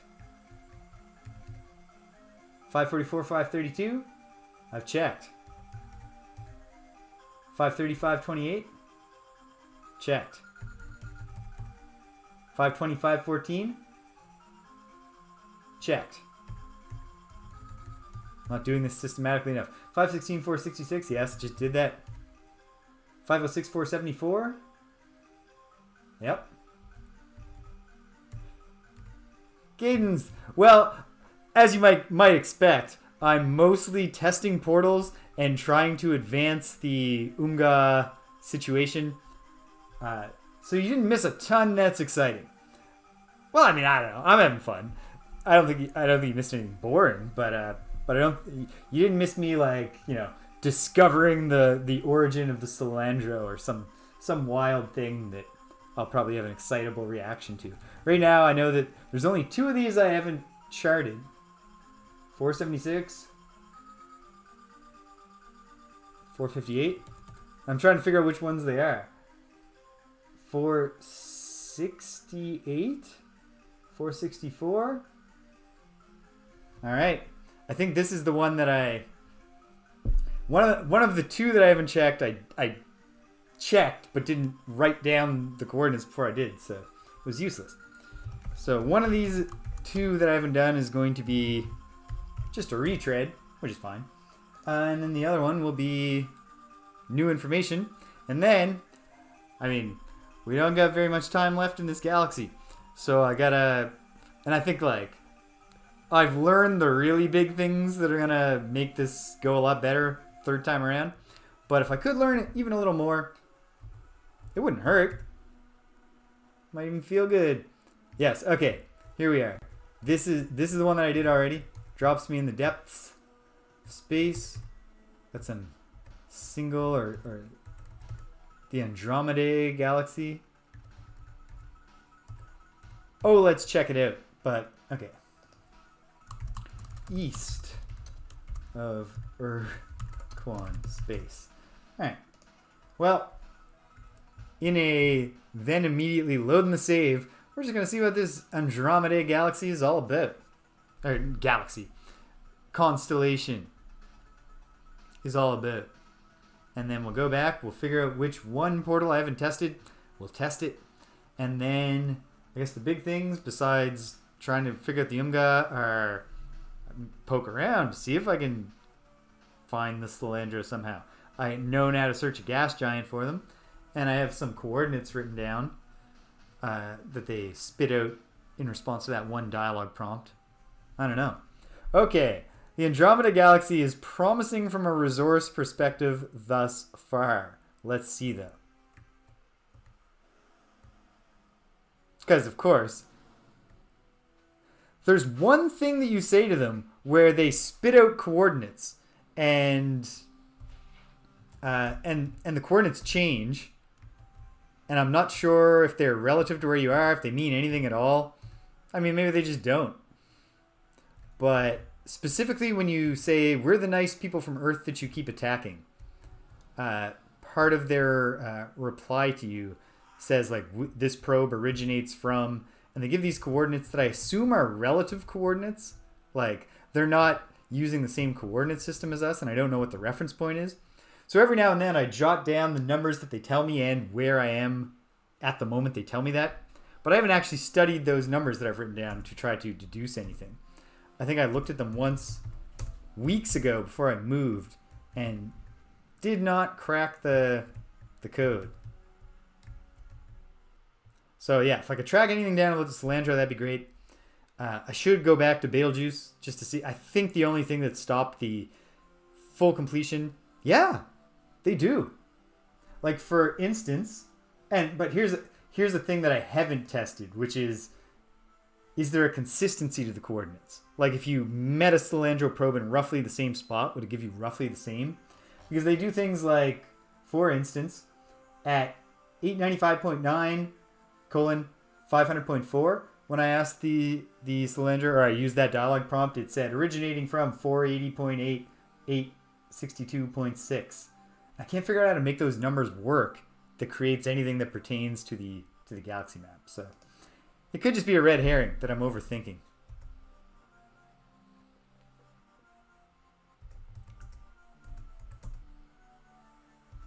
Okay, well, it's really good to know all that stuff is there. But I don't really need any of that stuff. On account of being doomed. Okay. Any luck here? Nope. I wonder if in the bad ending, the galaxy gets cleansed. Did the Melnorme get away? I'd like to think they do. I mean, especially if they are indeed which it seems like they are, the species that, the alien race that did already evade the Kohr-Ah's cleansing by virtue of the first Doctrine War, and then they vanished and kind of keep themselves in a kind of sneaky way. Auric world. I love gold. Timeless reference. Yeah, great. Awesome. Don't need it, but glad it's there. Quite a feeling. Yeah, this is what it's like to be rich. Find just gold laying on the ground and you're like, it's too much work to bend over and pick it up.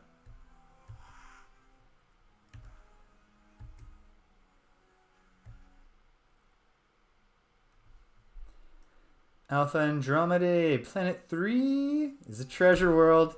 Alright. Oh heck, it's just so satisfying to hear the slurp.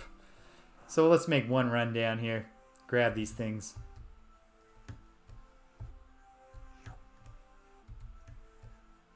Oh my goodness. Tricky gold. Keeps evading my clutches.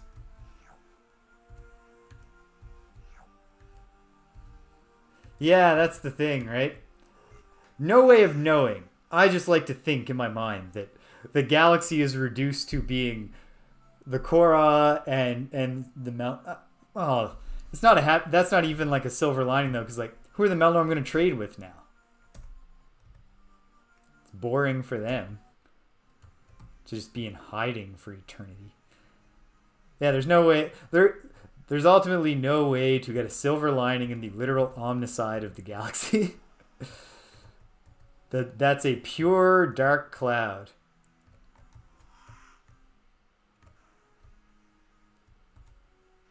Perhaps they even...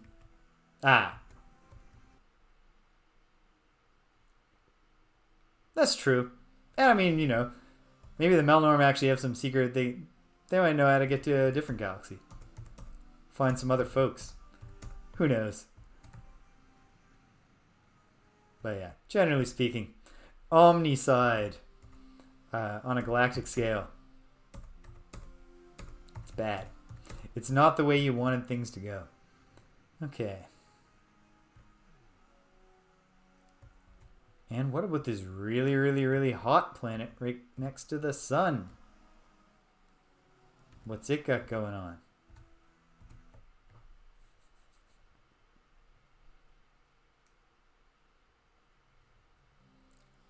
It's a rainbow world! Alright. Well, Alpha Andromedae. Even just the name gave me a good feeling.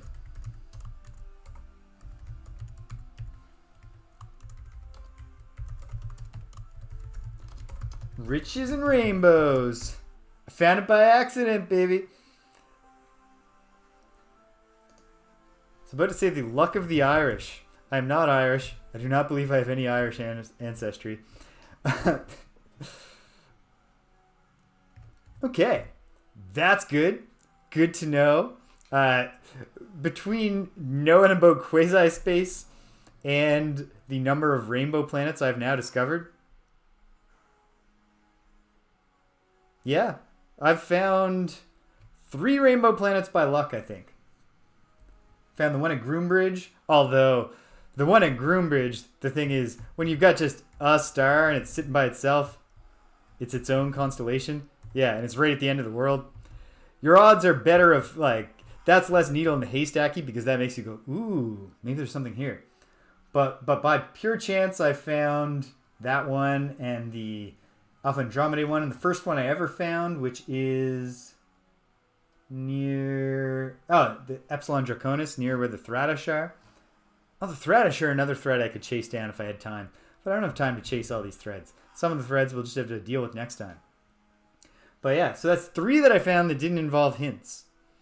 And this one definitely... There's definitely a haystack quality to this one, because it's just... I popped out and I was like, yeah, let's take a look. The Draconis, at least I was heading up to look around Thradish space. And the Sextantis one you're actually told about. But now with knowing the locations of 4 rainbow worlds and knowing about Quasispace, I got a feeling the third time around I'm going to max out that Melnorme tech tree at a healthy pace. And probably have enough money left over to buy all the information they can tell me that I already know.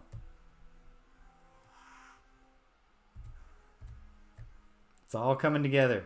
Not for the people of this galaxy who are doomed, but for the people of many other timelines who I will help much more.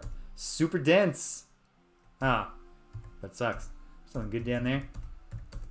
Okay, Beta Andromedae, you are definitely the beta of this particular...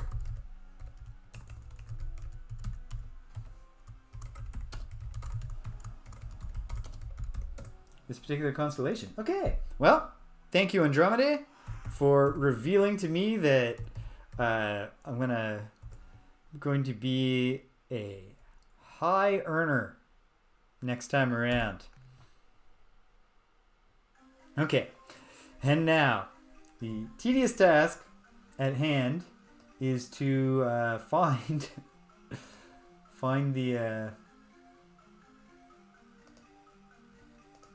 the one that I haven't yet tested. But let's do it. Looked at 14, there are 15. I know I've looked at this one, but let's just be systematic here. 448, 504. 458, 492, check. We'll go top to bottom. 466, 514. We have a winner. All right, that didn't take long. Okay, 466 I said, so I'll just add a row here now that I've sorted my list of coordinates.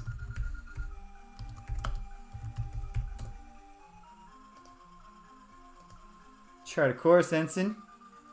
Make it so. And then there's nothing left to do but poke at things and see what we can find out before it all goes bzzz. And here we emerge. Wow. Okay. Not super exciting, but it is what it is.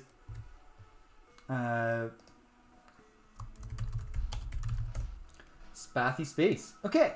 So let's start testing things. I've spoken of my interest in going back to Betelgeuse and seeing if just the timing was the only issue, because my last conversation with Commander Talala was all like, hey, the Mycon expedition went great and we're on your side now and you can build our ships, but I can't build the ships. But also we had that conversation, and then when I went back to the star map, the Mycon were actually still on their way into the trap, and I think I just kind of broke the time stream. So hopefully if I go back now that it's actually played out, that's all I got to do. Then I can put a pin in that one.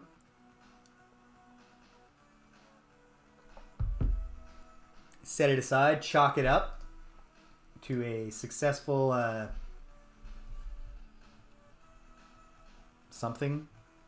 successful side quest. Sure. Brown, brown, brown, brown, brown. All right. I believe today I will make it to either the doom of this timeline or the wildly unlikely success of this timeline. But I think the success becomes more and more wildly unlikely as we proceed here. All right. We have to do everything we can to both complete this quest through this dialogue while avoiding another sex scene. Because, oh my God.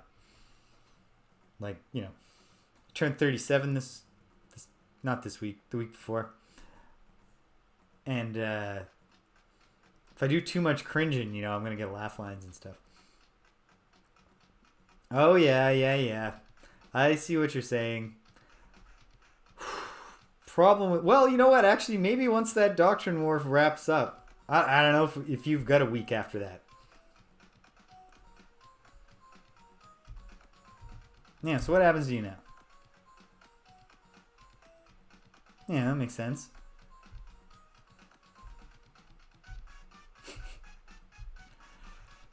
I will say, as cringeworthy as a lot of the Syreen material is, I am a fan of their starships being called penetrators.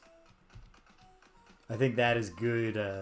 As far as sexy wordplay goes, that works for me.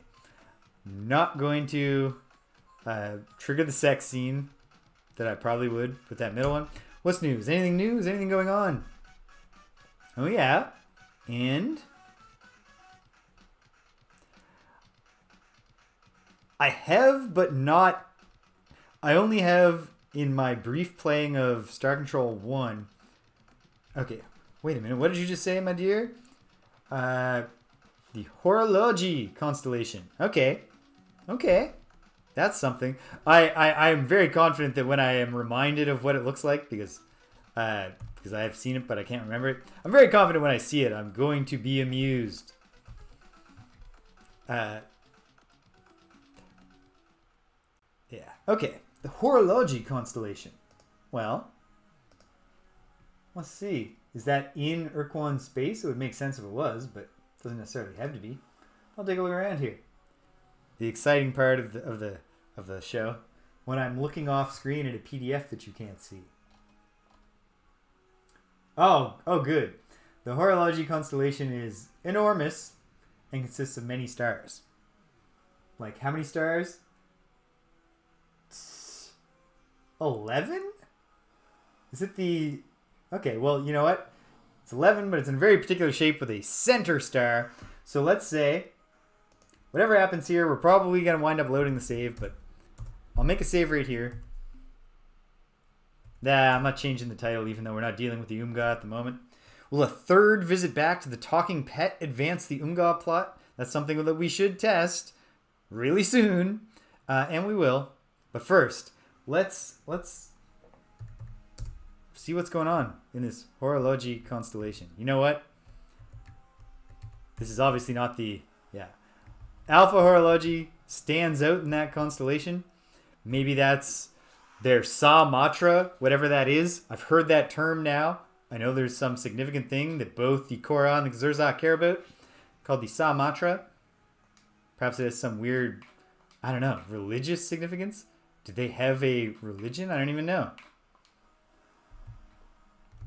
Okay, so obviously we're not going to fly there in hyperspace like fools.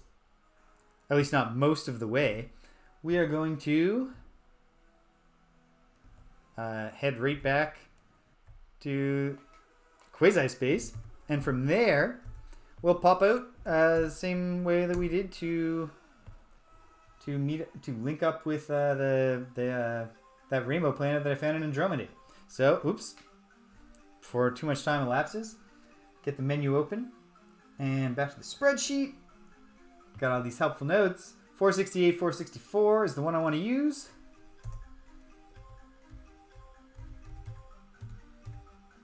Four sixty-eight, 464. Try to course, Ensign. Make it so. We gotta talk fast. Can't do a dramatic pause in a Picard impression anymore. The time for fun and games is over. Alright. Pop out. And we head for horology. Chart a course, Ensign. Make it so. This one's important, so we can dramatize it a bit. Here we go. All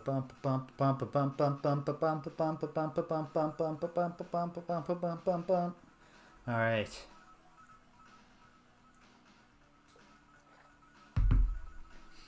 The hyperspace atmosphere music is good, but it gets clowned on by how good the Quasispace music is. Not gonna catch me, Ur-Quan, so just let go of that dream. Whatever happens here, we're probably loading the save to steal back our time. Aw, man. Gonna have to take evasive maneuvers. I'm also realizing this is probably not actually the Quasispace portal that gets me where I want to go the fastest. I probably could have used the Linsis exit to the quote-unquote north. Oh my goodness. Okay. And been a little bit closer. I don't know. It's an edge case. And of course there's that one that exits right in the heart of Ur-Quan space, but that would take the need for evasive maneuvers to a whole new level.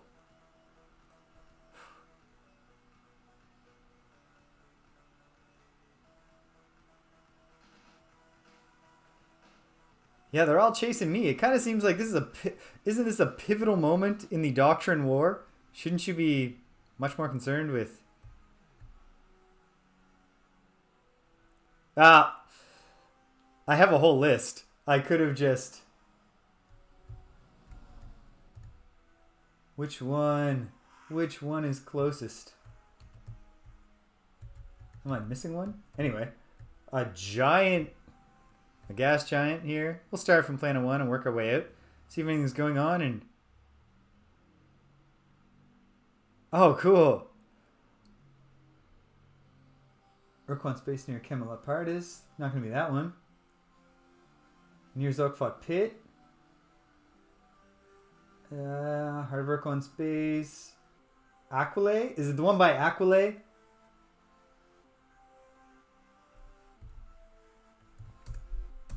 So what's going on this copper world? Well, some base metals. Okay, the moon's not exciting. What about the gas giant?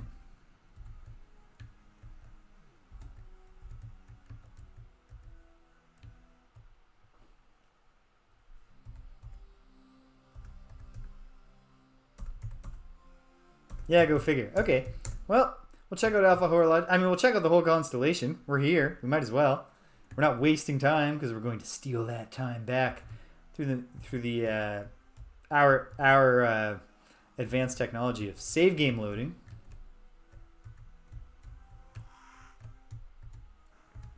Okay. Onwards and upwards. Wow, wow, wow. Urea world. Nothing too exciting there. I guess I should be doing energy scans. just in case. Even when it's a world that is otherwise not likely to produce exciting results when I scan it.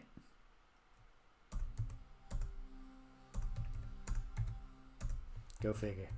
Nothing much going on there. Alright, Alpha Horology, Planet 3. Horologii.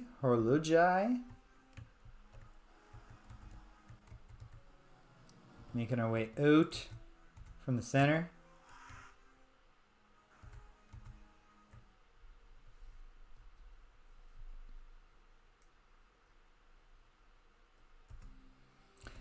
Sumerian world. The single most disappointing kind of world that has yet been discovered.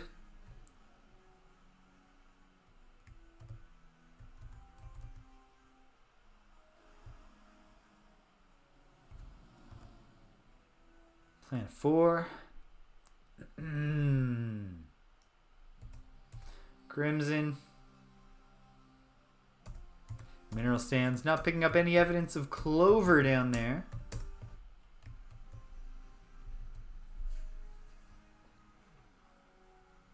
And on we go.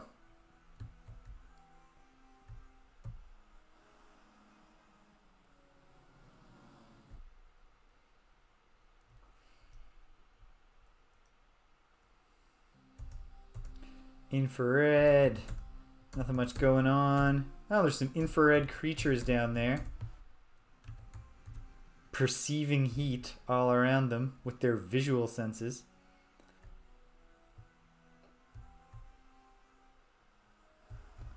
And one more planet. We're done with the not nearly as pivotal as it originally might have seemed like it was going to be. Center star of the very, very large constellation of Alpha Horology. I think we're going to see the names of Greek letters that we haven't yet seen in this game.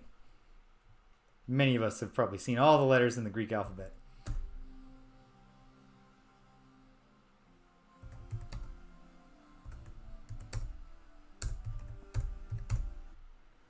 Okay, well, it's a start. Alpha Horology, all planets, which is, all right. That was good. I mean, it wasn't great, but it's okay. Should we go alphabetically? Well, actually, hold on. Let's just find out. What letters are we going to, what letters are going to come up? Theta, Iota, Kappa. There we go. I don't believe I've seen Kappa yet. Lambda. And, of course, here are the earlier alphabetical ones because we're going counterclockwise from about the 7 o'clock position. All right. Well, beta next. As long as we don't get, brutally exterminated by our many pursuers while we make the trip. And, it's not impossible. Alphabetical might not be the order that we're looking for here. In fact, oh my goodness. Let's just chart a manual course and go like this. I mean, quite frankly. Oh no, oh no. Okay, let's, oh, it's a Salandro. Let's get some coordinates, fight it, and then we'll figure it out from there. Oh, do you? My goodness. My goodness. I just don't believe you. I do not believe that you're telling the truth. But alright, 93.9, 753.3, and then if I say, we're the nice people from Earth, what numbers do you give me? 227.9, 660.6. Alright. Don't know anything to do with any of this. Don't know if there is anything to do with any of this. Probably a question for another day. Alright, Raven, you're the hero when it comes to fighting off the Salandra.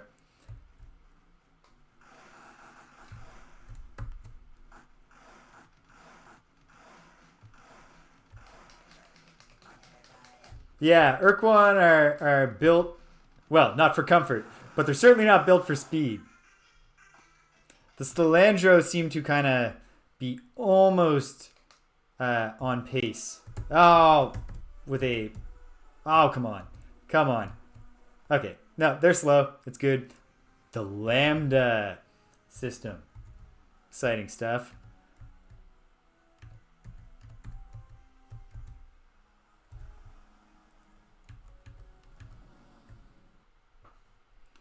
Wow. Wow. Wow.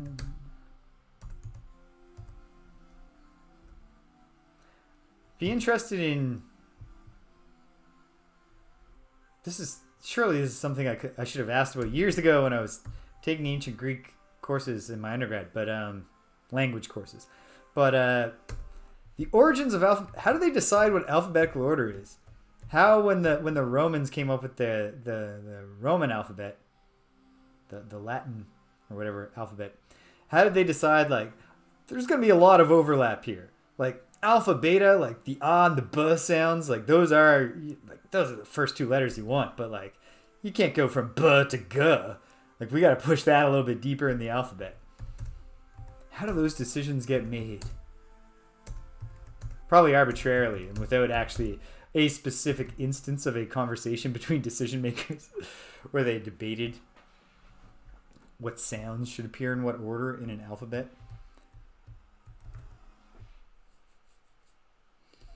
Do. Selenic Moon. Thank you for nothing, Selenic Moon. You're every bit as disappointing as every Selenic Moon I've ever seen in my many travels around the galaxy. Ooh, looking pellucid. Every world. Is it the presence of a small cache of Zo crystals that makes a world become pellucid in the first place?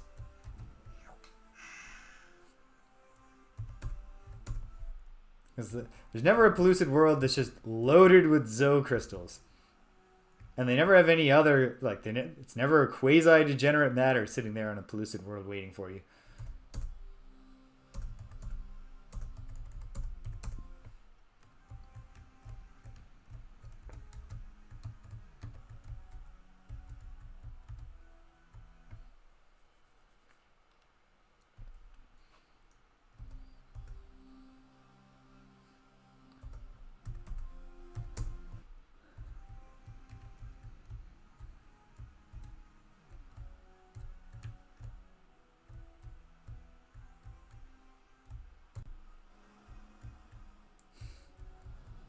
Come on.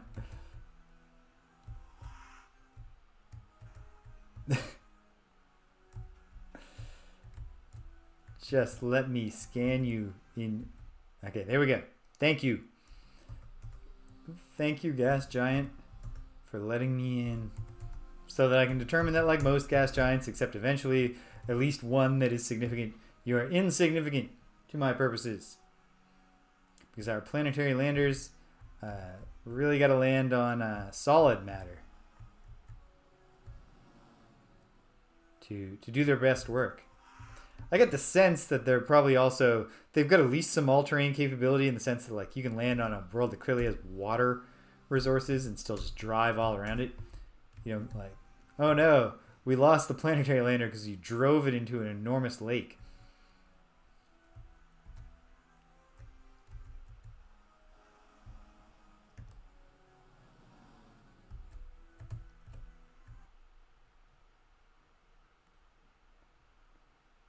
Yeah, the Stelandro can kind of like, they can tail you pretty much all around the galaxy, but they can never catch you. You're always kind of just very, very, very, very, very, very, very slowly putting that space betwixt you and them.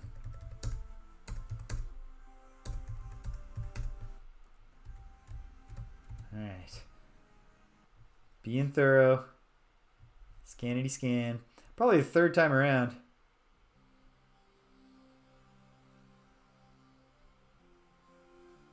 Huh. Cool.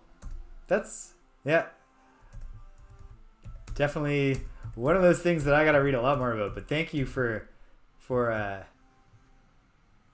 breaking some ground, Holmes. Because, yeah, really interesting stuff. It reminds me, I have a small independent research project I told a student I'd try to carry out and need to do soon. In fact, this weekend, since I'm going to have my last lecture in that class on Monday. Interesting array of resources on this ultramarine world, and that's about all there is to say about this one. It is obviously going to take all the time that the galaxy has left for us to crawl through this horology constellation. Maybe we don't learn the secrets that it holds on this particular attempt. But we'll see what we can find. Or at least narrow, if it is a matter of finding the right planet or on the right star system, we'll at least cross out some possibilities.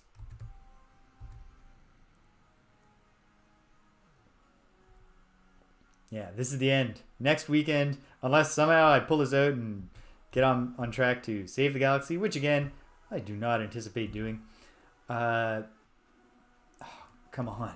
Can you cut me a little bit of slack here, you lousy probe? I can tell you're a probe. Okay, we made it to Kappa Horology. Let me just... Heading out, Cadence. Thank you for stopping by. Oh, yes. Actually, I'm still in the dark. Are you saying goodbye to the humans of this galaxy or saying goodbye to us? Either way, if you're heading out, thanks for stopping by. Definitely odds on we're launching attempt 3 next week. Gamma Horology. Ah, okay. Excellent. I'm glad you're here. Okay, Alpha, Beta, Gamma, Delta, Epsilon. Space, whatever. All the way down to the bottom. Lambda, Horology, all planets, good resources. Nothing much else to say, and here we are at Kappa Horology. Lots of My telephone is ringing. Excuse me one moment, folks. I'm gonna take a brief intermission.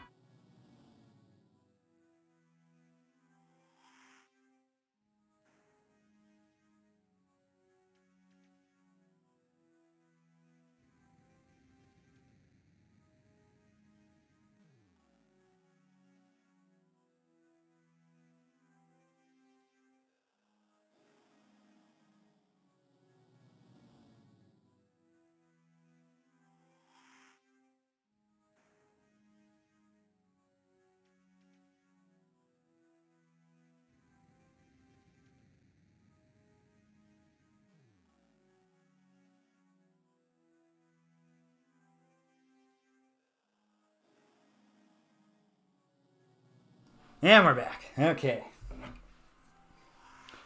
For that brief interruption, we shall get back down to business. Planet 8. Okay. We have a... Man. This constellation as a whole is just going to have a ton of planets unless we... Ooh. Maroon planet. Which isn't actually that exciting, but it is awfully pretty. Great. On to the next one. Thank you, Planet 8. Great place to visit. Zip around, work our way in. Here we come, Planet 7. Oops. Okay, fine. We'll do Planet 6. She got sucked in. This looks like a promising moon at the outer edge. Oh. It's okay. There's a little radioactive down there, a little whatever. Fine, whatever. Fair enough. Good stuff. Thank you. On to the next one. Next moon. Boom. Boom. Chondrite world. Very good. Oh, I can tell that this moon probably sucks. But we might as well be thorough at this point.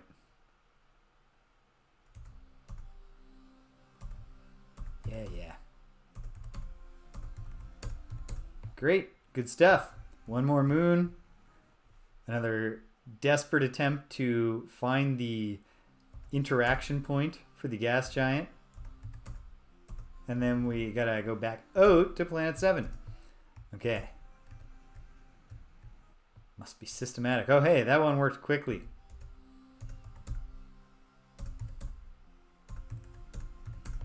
And thank goodness it did. Couldn't have waited another moment to know that there was nothing much going on there. Valentine's Day. And like the last Valentine's Day. So go all out, fellas, you know. Get the chocolates and the flowers. Urea world.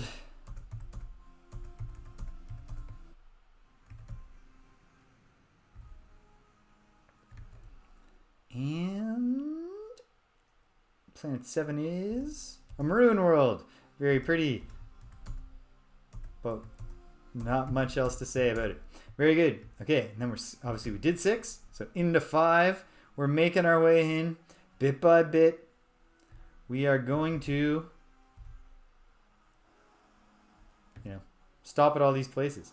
Time passing very, very slowly. Because we're not in hyperspace, which is great. Well, I mean, not slowly enough with the whole conclusion of the Doctrinal War near at hand.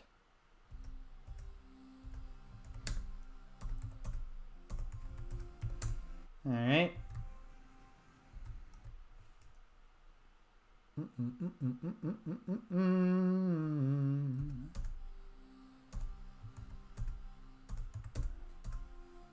Whoa, lots of samples down there.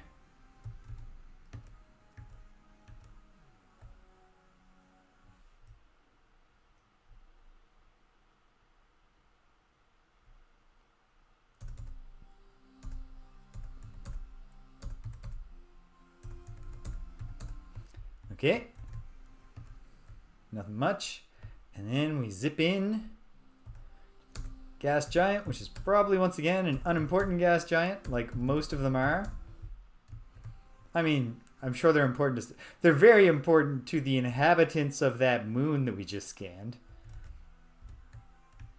I should remember, the galaxy doesn't literally revolve around Captain James, even if the Arilou have told me that I am the most important boy in the world and I'm the main character.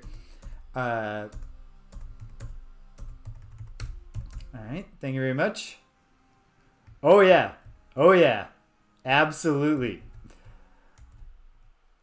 That will be, big agenda item. Ooh, I am loading the save, so I'm not going to bother, but I'm glad to know it's there.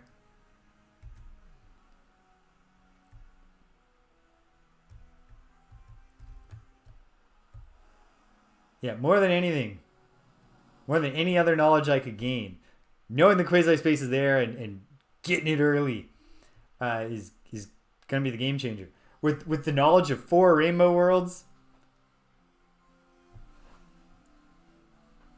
No, I did not name my alliance the Empire of James. I'm a staunch anti-imperialist. If they were willing to call it the Galactic Republic of James, then we can have a conversation. It's not a modesty thing.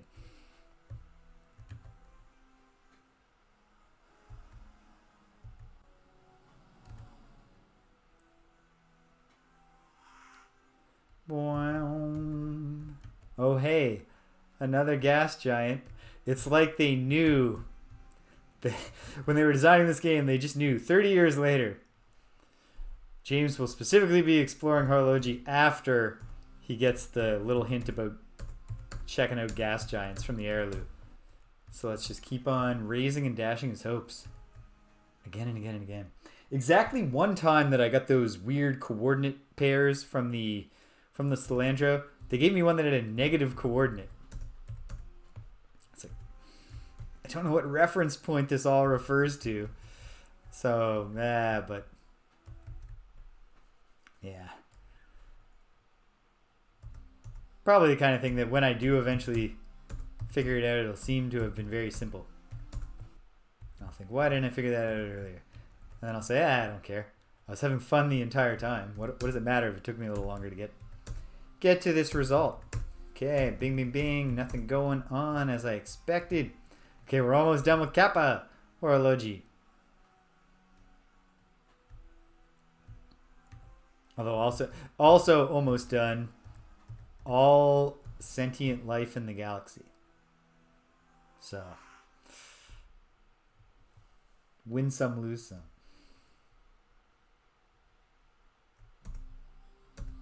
Scanning.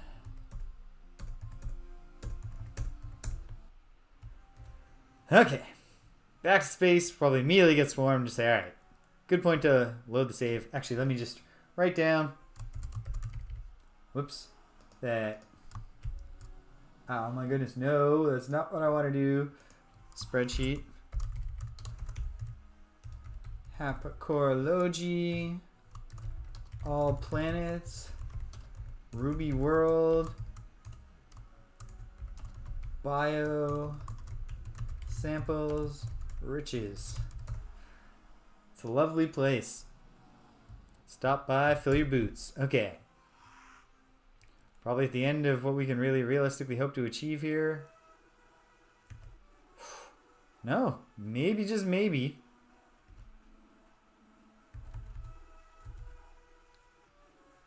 It's all about hitting this target, and I hit it. Yoda. Horology. Very good. If I open up the star map, I see that the galaxy is doomed. So that's a shame. But before we load the save and give the doomed galaxy a little gasp of air so we can check out a couple other things today, let's see what Yoda horology. Yeah, no, I don't. That's a good point. The early cleansing of the galaxy actually starts with some of the less savory elements. But it's going to get really sad from there. Mammoth Ego, my cousin. How are you doing, my cousin? What? Hey, there's my cousin. How you doing, my friend?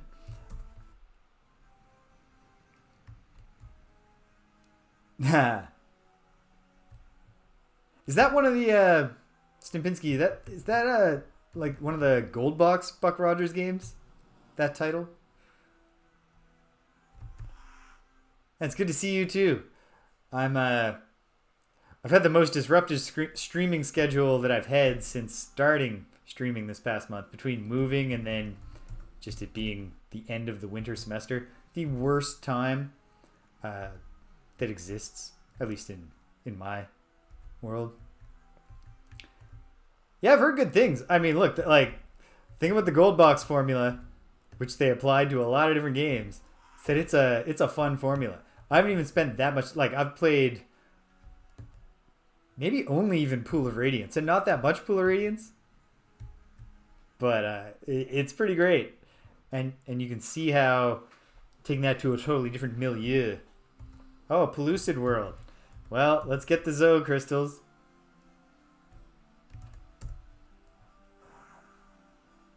I shall someday.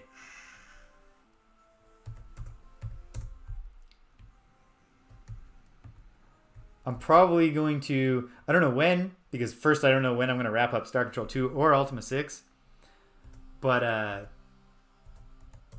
definitely like to stream one of the Gold Block games. Probably do Pool of Radiance first. But one thing that I am going to do, 9 hours. Another NSMB Wii cadence.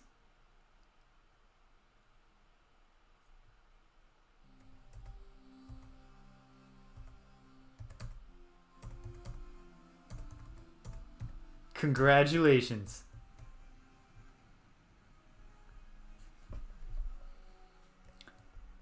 my own little time trialing, I guess, rather than speed running. But I've been and much. I don't know that I'm setting any world records. In fact, I'd bet against it.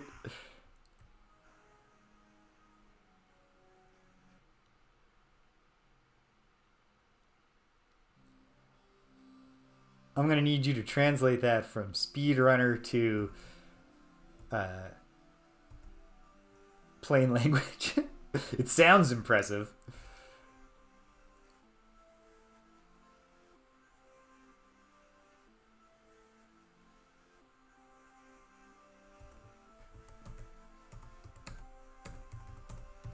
Yeah, my own little efficiency optimizing level completion lately has been that I'm playing in my own private life.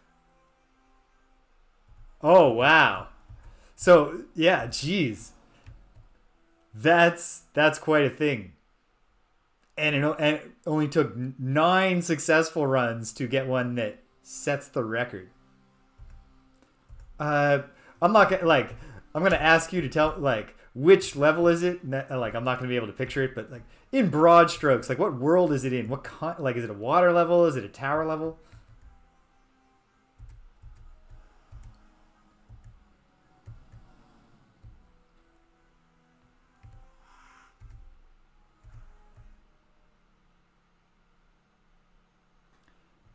Couldn't tell you like I said, like I don't have a particular memory of which tower that is, but oh, okay, now I do. Yep, yep, yep. Wow. Congratulations. You're the fastest person in the world at a really frustrating level in Mario Bros. Wii. Holy moly.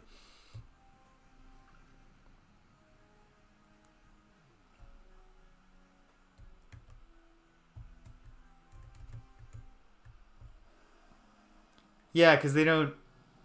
They're they're RNG spawning.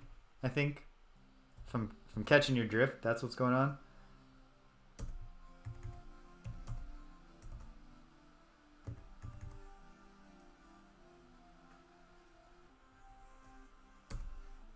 All right, Iota Horology, not giving up the goods. Yeah, Kirby in the Forgotten World. Yeah, it's Kirby. It's the approach to challenge is so gentle that there are these time trial like challenge track levels, but the timer they give you.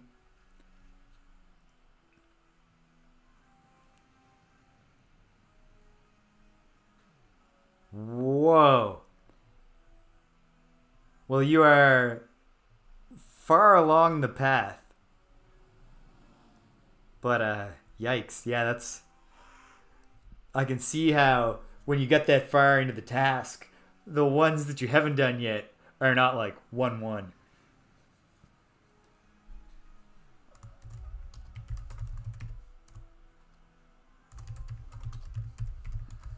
All right, so this one was okay. Yeah, these Kirby levels, like the required time that you had to beat them in. Oh, you know what? Yeah, as soon as I said that, I was like, obviously 1-1's not a hard level, but it not being hard might actually make it really hard to be the fastest one at. Oh, okay, there, and then that's another thing. Frame perfect jumps. Oh man, I I love Mario, and I'm sure if you could somehow rank the skill levels of every Mario player that has ever lived, I would be in a pretty high percentile. But when I watch just even like my buddy who's an okay,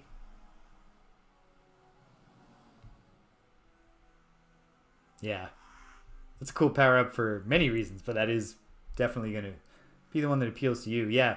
Uh, but even like I watch my buddy who does some speed running of like Mario Bros. And just doing the all the pixel perfect jumps and the weird stuff on the.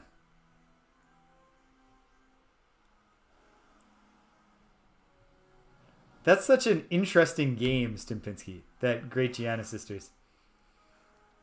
How like I like the way that they were obviously just being like, look, we made our own Mario. Uh, but Alright, can we make it to Theta? Let's find out. Let's let the autopilot try to do it. I like the way that they decided one of the ways they would set things apart is just if you keep getting whatever the equivalent of the Fire Flower power-up is, just like, you just keep getting just an endless array. Okay, yeah. Our luck has run out here. Well, might as well see what we can do. Because if it is a Salandra... Oh, this would follow with what I said about getting one that is near to the other one and seeing if these numbers have any kind of consistency to them. So this is actually opportune. Because the last one I wrote down was at 639, 693.9, 753.3, and now 708.3, 799.5. We're in the vicinity. Oh, it's all over. It's the end of everything. And we are gonna load the save in a moment because, yeah, this playthrough dies today, but it doesn't die yet because I want to do as much poking around as I can, and then we'll start fresh next Saturday. I don't understand why you gotta lie. I don't understand why you can't just be programmed to just. Why do you need a priority override? Just tell me that you want my compounds and break me down. Okay. 181.7, 675.0.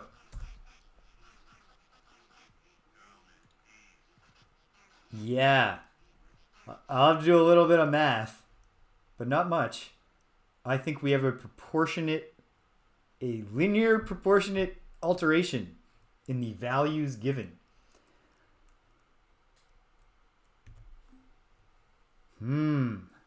But I won't do that math just yet. Okay. Well, Raven, it's too late for everybody. Everyone you've ever known is loved, is doomed. But fight like your life depends on it.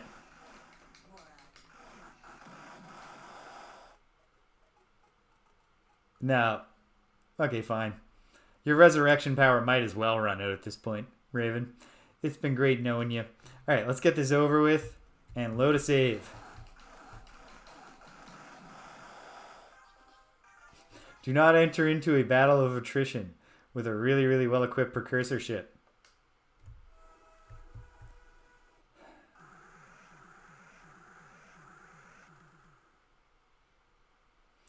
Yeah, you've won the war. You're cleansing the galaxy. I'm very proud of you. Thank you for nothing, I guess. Okay, load the most recent save, and let's do a different thing this time with our last 2 months, or give or take, of existence. Look at the star map. Think for a moment. I mean, we might as well test the third time's a charm theory of approaching and being bamboozled on Beta Orionis. Where is Beta Orionis? Alpha? Beta? And again, since we're gimmicking the saves, we might as well just do it like this. No, you know what? No, we shan't not do it like this. It's still faster, and why wouldn't we? Alright, gotta be in hyperspace to spawn the portal. We don't want to, obliterate our alien lover by tearing open the fabric of space-time right next to her home.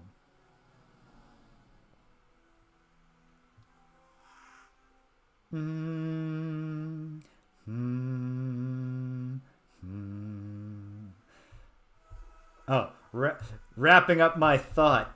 Yeah, these Kirby levels, like the time limit in which you must beat the stages to get the reward is very generous. And you could almost miss it. But on the little intro screen for each of these levels, there's a little, it's not highlighted in any way, but there's a little checkbox and it says target time. And then it gives you a time that you gotta, actually work for and, figure out how the particular copy ability of this track works. If you're gonna hit it, and then do a few attempts and optimize your run and all that. And then you just get a check mark and maybe, a few extra coins. You get the reward that affects the game just for doing the easy thing, because it's Kirby. They'll put some stuff in there. They know that some people want to play Kirby and be challenged, but they also know that's really not the point. So, yeah. Terrific game. Okay, so I want the one that just takes me near the entry point, which is 544, 532. So let's check it out.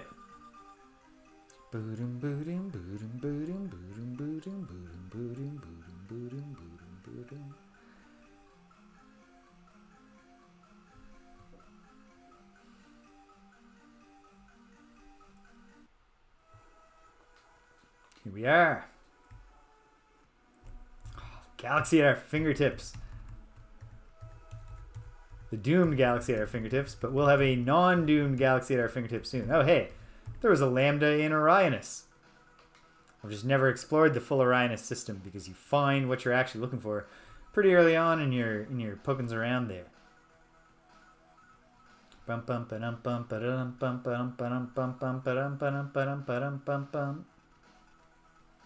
You know what? Here's the thing that'd be worth doing. Let's crew Captain Thwill up, because most likely the third visit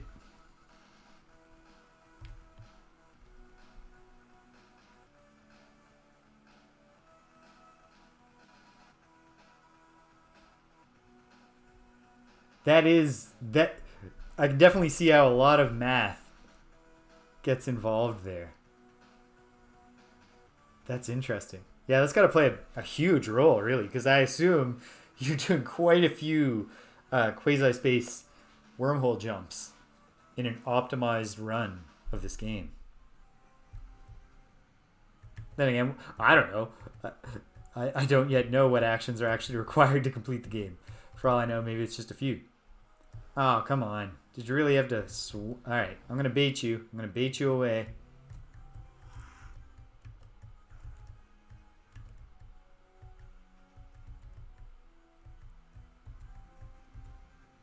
Neat. Arg.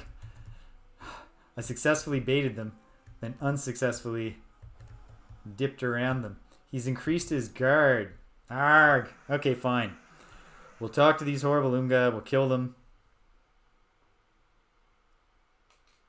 Or be killed by them. Have you considered, though... No, they haven't. Oh no, I've forgotten the Umga's gimmick. Oh, their gimmick is suddenly speeding up, right?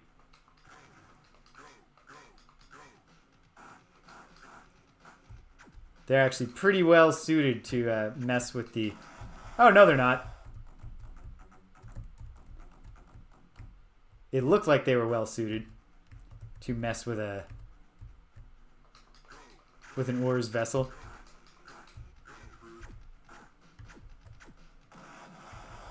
Sorry, pal. Destroyed from inside. We're in your base, or in your ship, anyway. Killing your dudes.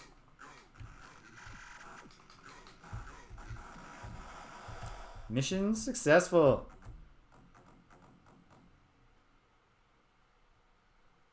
Alright. Nobody tell the Arilou that we're interfacing here with the Urs. I'm not...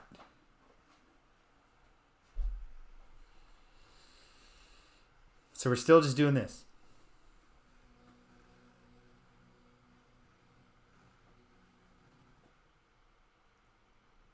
Yeah, I suppose it is a meme.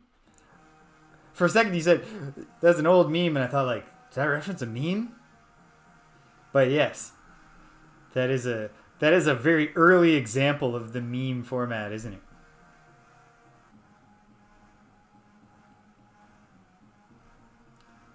Okay. Well, let's try a different dialogue choice and accomplish most likely the same result. No, it's the mind control thing that we've talked about. Well, here's the thing though.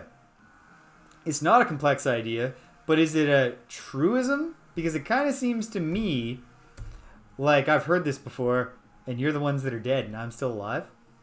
So I don't know. Also, you're about to lose the Doctrine War. So how do you get off being all haughty to me? You're the second best form of Ur-Quan. Not hot shit anymore. Here, fly right into the butt missiles. Oh no. I got cocky. Not as cocky as this fool is, though. Whew. That is good eluding. That was not. Oh, that is something I should have anticipated and something that I am going to explore. Sorry, Captain Thwill. I was reading the chat, buddy. But we'll always miss you. Fwifo. Even now, with the Galaxy Doomed Fwifo, I will load a save to keep you in the fight.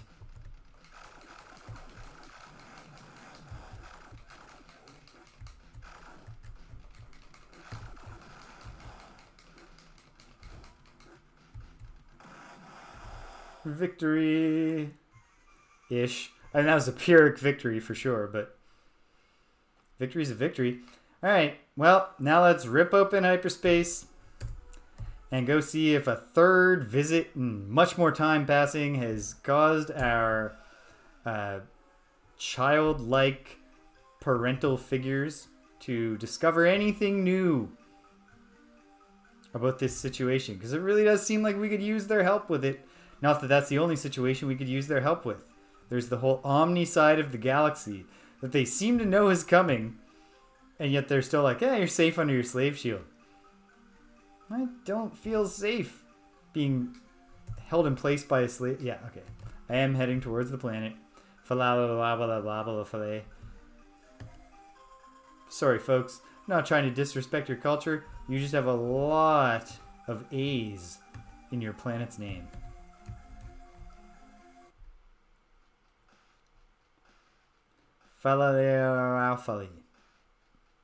Or whatever. Okay, come on.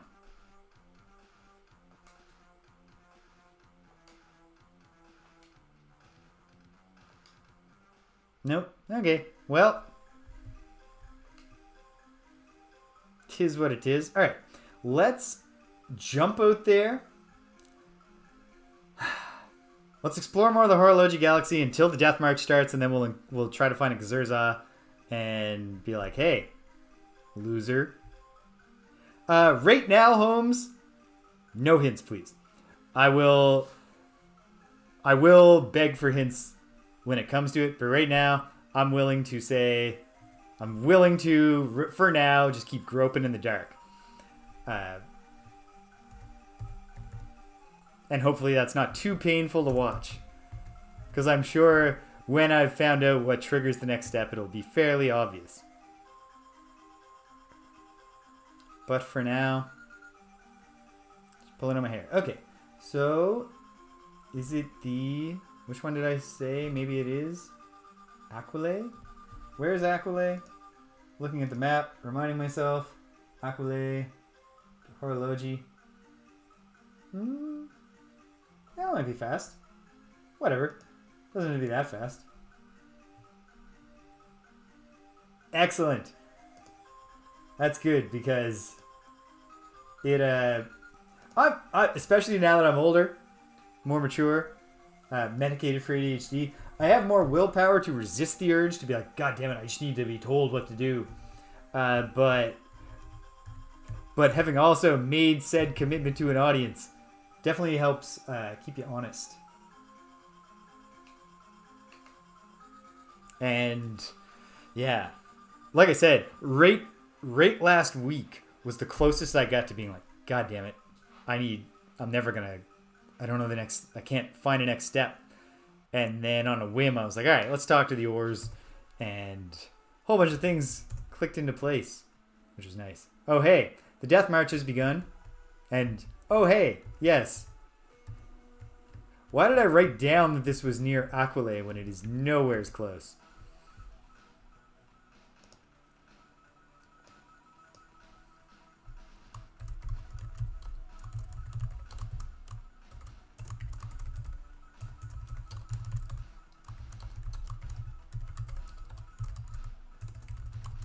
Okay, updated that to be much better description. Yes. Yeah. Like both the general, like any game where some sort of internal clock is going to determine your success puts pressure. And then narratively, when you get invested in this world and the aliens you have met, and you know that the failure state is not just like, oh, you didn't win. It's all the cool aliens you met all got exterminated, and also every alien you did meet was also exterminated, and it was real bad. It's a bad thought. It's not how you want things to go. All right, so we're gonna wind up linking with those. Oh, hey. This could be a horology star system of significance. It could not be. But either way, we'll get to hear the gloating of the Kohr-Ah and then, hopefully, shut them up by winning the fight. Although it's a lot of pressure on Fwifo since Captain Thwill is gone in the current iteration of this save game.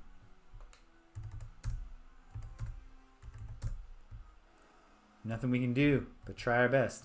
And of course, we have our we have other options in our battle fleet that we can test out. A mere meta world, nothing much. Well, I mean, there's plenty going on resource-wise. It's just, this is really not my concern on February 23rd of 2159.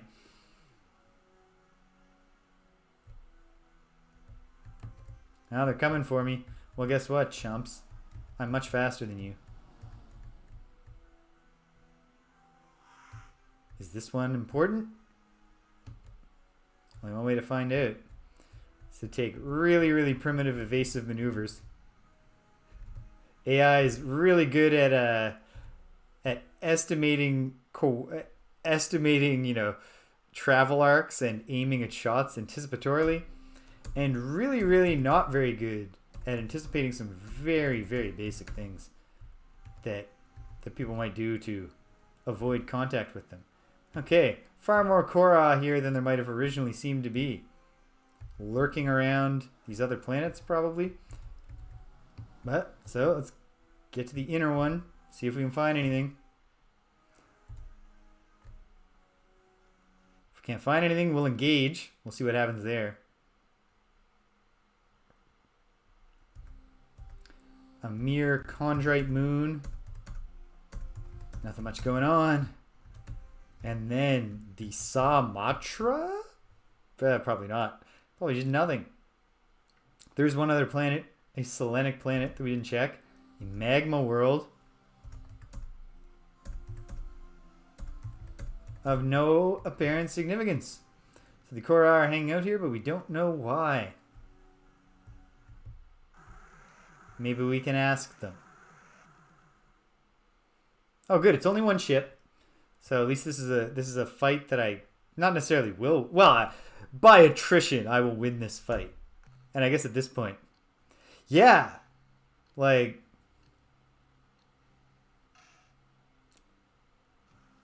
oh wow, yes. I'm glad you stopped by, but definitely making the responsible choice, Cadence, and I hope it goes well.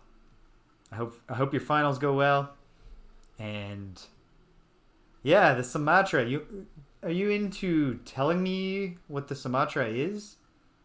Probably not. I don't even have a prompt for it. Yeah. Good luck with finals, and I'll see you in the next timeline, Cadence. Well, there's some overlap in this Venn diagram. Oh. Rebirth? Oh, yeah. I remember this. Finding out that you believe in reincarnation.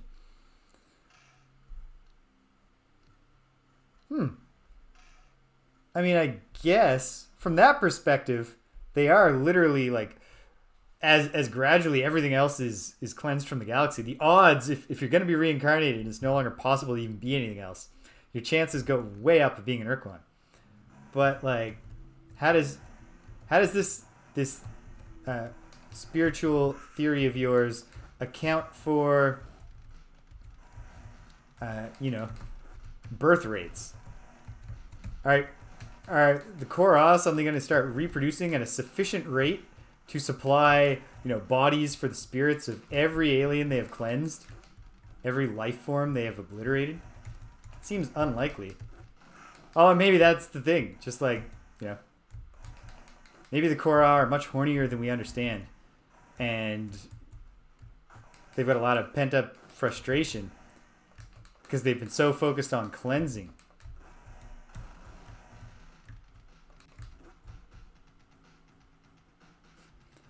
Oh, Death 17, this is not going well for you. Do you perceive yet how you've made a mistake? Because right now you're literally only fighting the most cowardly member of my fleet.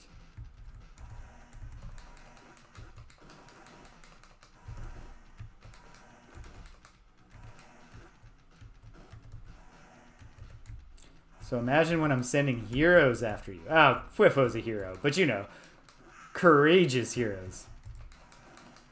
You know what? That's not even fair. It takes a lot of courage to be completely terrified all the time and still get out there and take down one of the Kohr-Ah. Don't want to engage with you, I'm sorry. But, your dialogue is no longer exciting to me.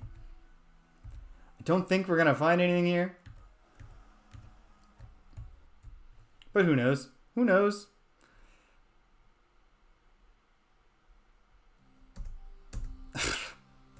Of all things. A lousy little Sumerian world. Okay, can we get into the gas giant and hit the... Yes, we did. We hit the contact point.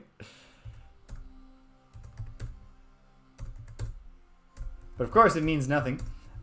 So, now let's bid these folks a not so fond farewell. Whoop. And we'll swing around like this. And we'll hit space at this angle. But before I do that, and before I forget, this is Ada Horology.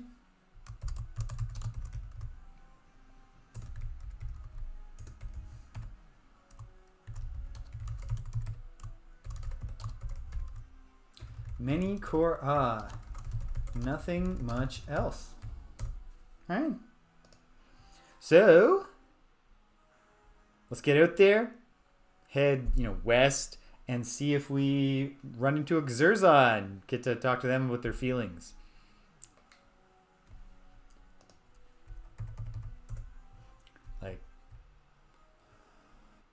Is this like a trial by combat type situation where now they see the light of cleansing the galaxy? We shall find out. Maybe. Because obviously we only have... Perfect! Glad to see you, if you can believe that. It's me. Well, they will be soon. Yeah?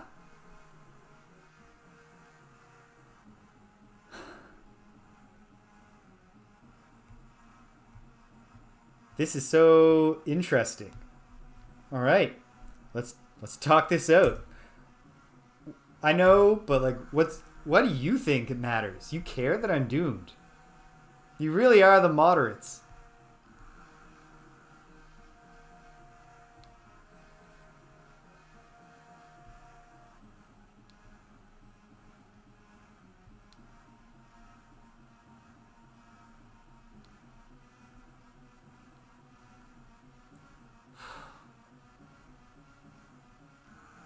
Just oh my. And obviously you don't get to being the Kzer-Za in the first place.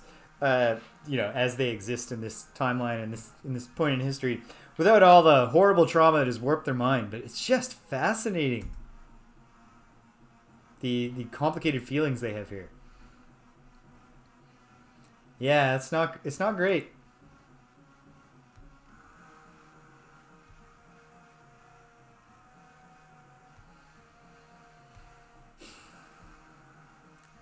Do you see how the slave shields might have contributed to the problem here?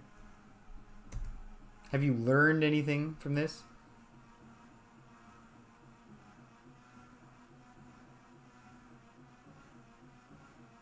But what about... I'm really curious. What's going to happen to you?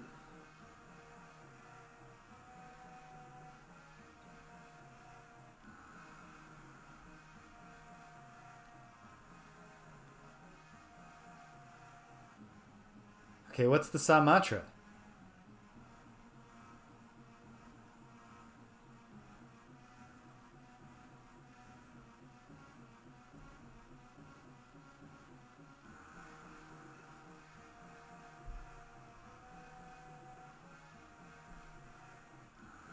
Huh.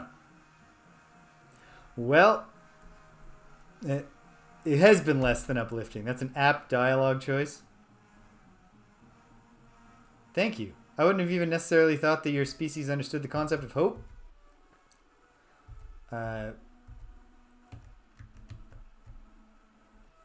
Okay. Oh, good. I really do like this.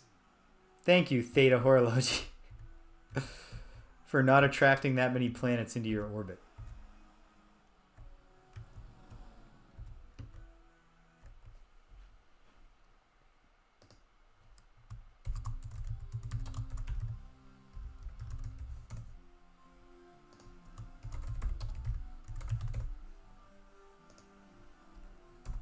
And we run our scan.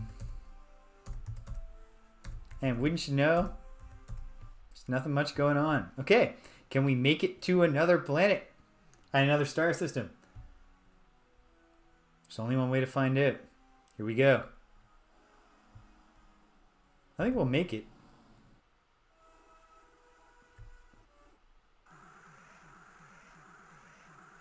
Might have to deal with this little Andro first. Oh no, it's the Kohr-Ah. They just had acceleration and I didn't.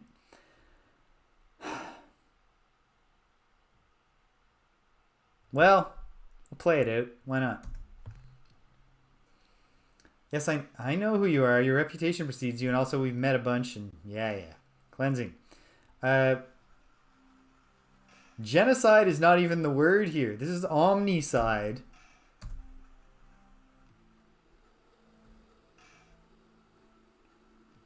Circular reasoning.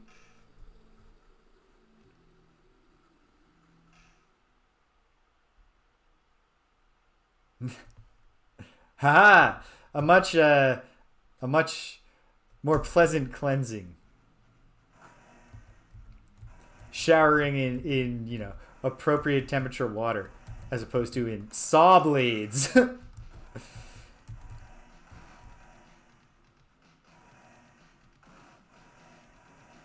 Yeah, Holmes.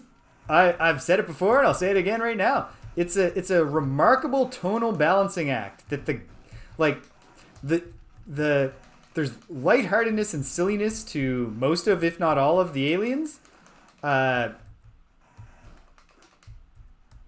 Obviously not the Kohr-Ah and the Ur-Quan are there's no humor there, but there's all this humor, lighthearted tone, and yet the story itself is not lighthearted at all. It is serious. It is internally consistent. It is horrifying. The writing manages both of those things, like almost flawlessly, I would say. Perhaps flawlessly. Oops. Fwifo's luck ran out.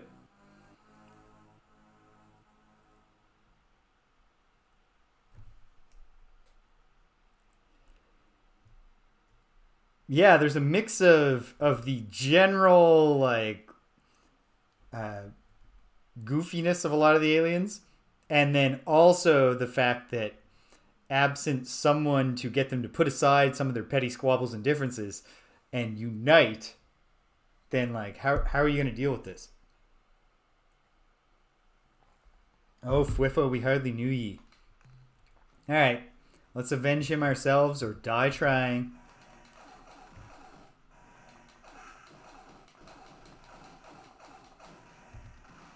Nothing fancy here.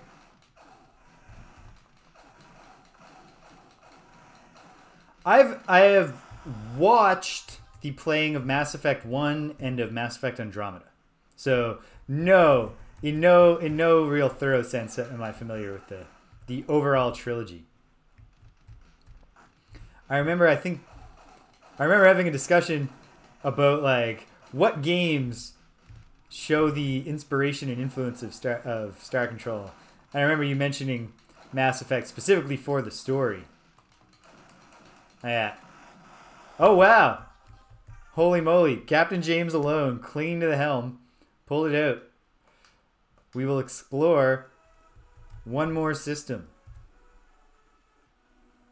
before we gotta load that save. Or maybe we won't. Okay. Kappa. Oh, I've already done Kappa. Can I get on the move? I can't. I don't like my odds. Oh.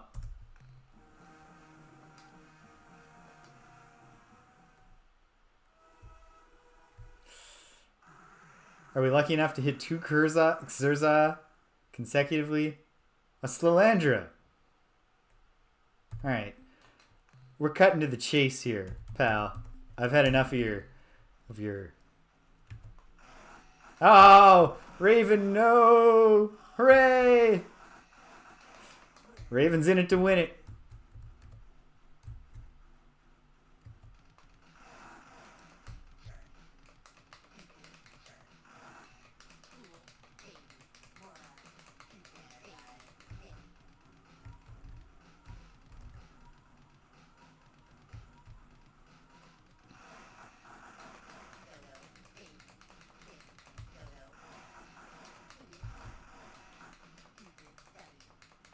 Whoop. We got some momentum now. Come on. Yes. Obviously, like, space combat is not a thing that has actually happened yet in our reality. But there are a lot of parallels between, at least fictional space combat and naval combat. And I will say that my understanding in naval doctrine is that you are the fleet whose ships have the capacity of literally reconstructing themselves and resurrecting their entire crew when destroyed, do tend to have force superiority at sea. That's an accurate depiction of the advantages that sort of instant resurrection can give you. They did their research. All right, is this a horology that I haven't looked at yet? Zeta.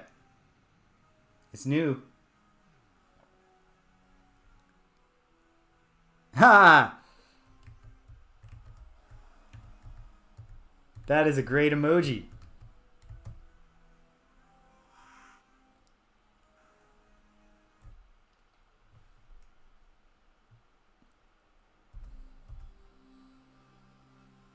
So the Samatra is a trophy. What kind of trophy? Who knows? Do the Kzer-Za believe in reincarnation? I wish that I would just like to actually have a conversation with them. Not reliant on no. You gotta win. if you want the Samatra. Yeah. There are no Samatras for the runner-ups. That is one thing I feel very comfortable saying about Ur-Quan culture, despite the fact that they haven't laid it out for us.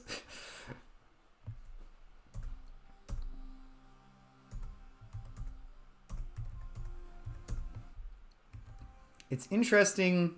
I mean, I guess obviously, even prior to their traumatization, the Ur-Quan had a very high opinion of themselves and a low opinion of most other life. And so it makes sense, I guess, that ultimately the Kohr-Ah, even in victory, don't want to cleanse the Kzer-Za. They're just like, all right, you go in that direction, we'll go in this direction, and we both have to count to 100 before we can, look behind us and possibly ever meet again. And if we do, we'll continue the war.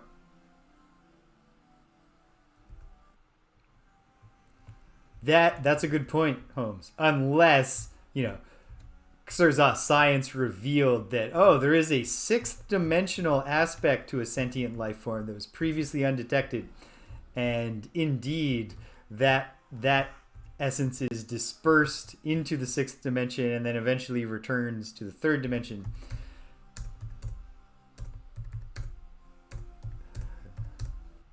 A little more sensible than a Pekunk. A little. You know, if you can find if there could be a rational explanation for, well, you know what? Here's the thing. I don't know if the Ur-Quan even know about the Pekunk yet, but the Pekunk do provide some support for the Kzer-Za theory, with the one exception that the Pekunk are only ever immediately reincarnated as themselves. Like, they don't even change their name.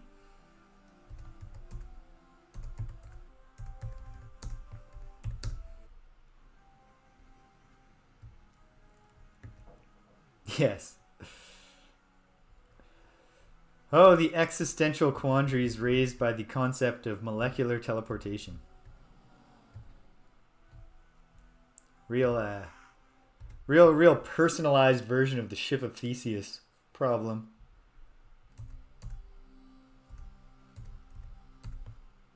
Oh wait, energy, probably nothing, but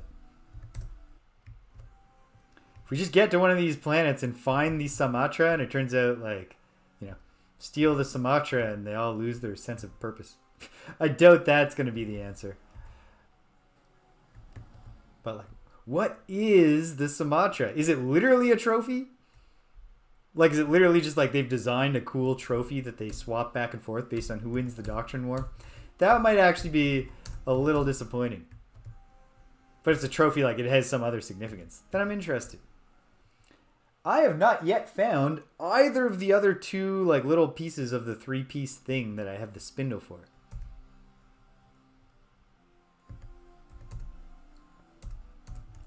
Oh, yes.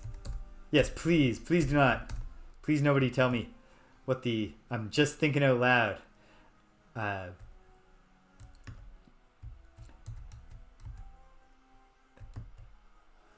Folks can... When I have completed a successful run, folks can start telling me things that I never found. And I won't even consider that spoilers for a future Ur-Quan Masters run. But other than that, yeah. I gotta grope my way there in the dark.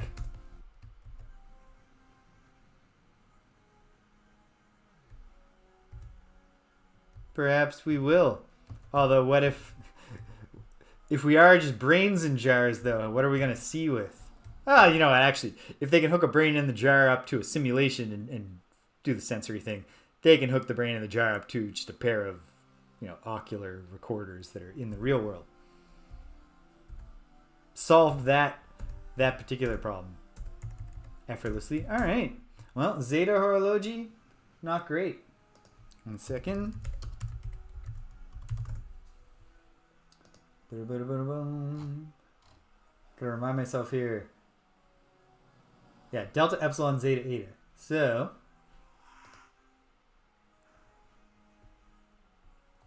yes, he did.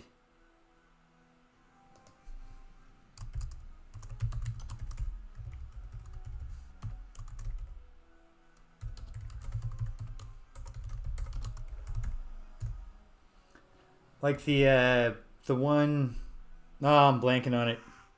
It's one of his more science fiction-y ones, obviously. It's the one with the... Ooh, which Lovecraft game? There are lots of Lovecraft games. I know there's one... I think it's called Call of Cthulhu, maybe. But it was like a first-person shooter. And it has an Innsmouth portion that, like, perfectly recreates the one exciting action sequence in all of the writings of our boy. Okay. The Eta Theta Iota Kappa Lambda. Eta Theta Iota Kappa Lambda. So delete this row.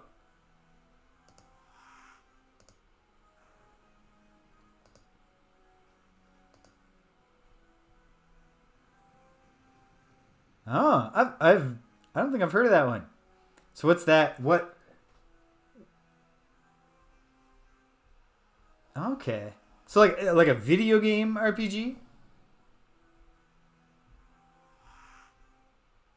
Epsilon, of course, right after Delta. So I gotta put some cells in here.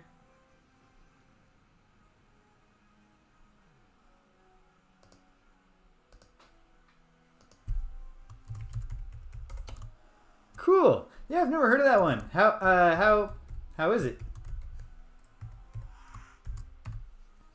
All right, only 4 planets in this system that I haven't hit yet. If I can make it to another one before we're killed, we might as well keep on going as the, as we watch the world die.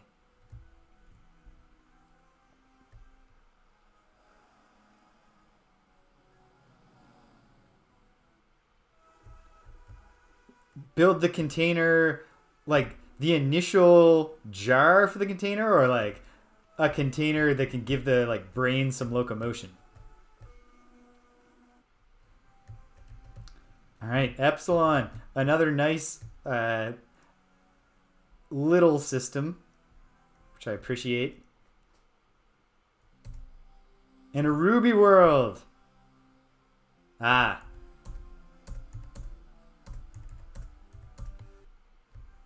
Cool. Well, I am interested in that. So I should add it to my list.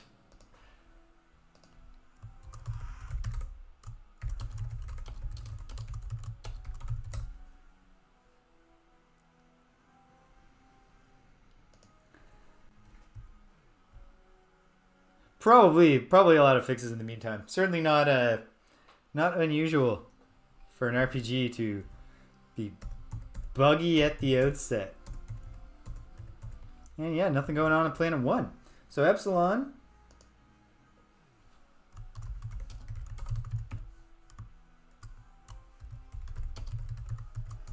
There are 2 Ruby worlds so far in the Horology constellation. 3 stars left to go. Can I hit more of them? We shall see.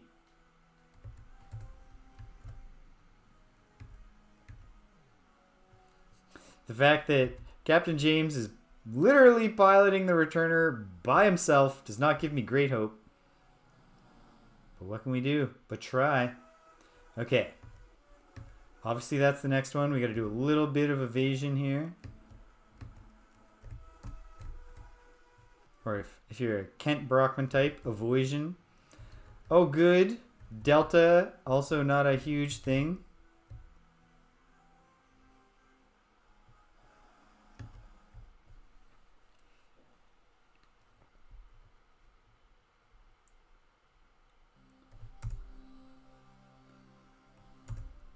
Minerals, nothing much. But the ones they do have are exceptionally dense. And then 1 more to go. Oh, April 1st. We're really stretching out the exploration during the end of everything.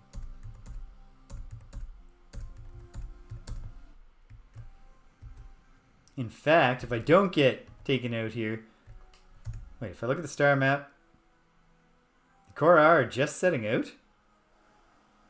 Or have they done a full loop? No, because they haven't finished the... Yeah. Oh, it's because I haven't looked at the star map in a while. We're getting caught up on... Yikes. So this is going to be bleak. Oh, Druge.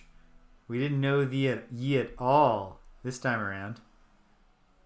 And I don't feel any the poorer for it, quite frankly. No offense to any Druge heads out there. And immediately beset by, hopefully, a Salandro probe. Well, you spoke a bit too soon. Speak of the angels and hear them beat their wings. But yeah, you're right. Hasn't been uplifting, but I do appreciate the really strange gestures. Oh, come on. Well, we're not going to get away from this one. Is it a Slandro probe or more Kzer-Za? Come on. All right.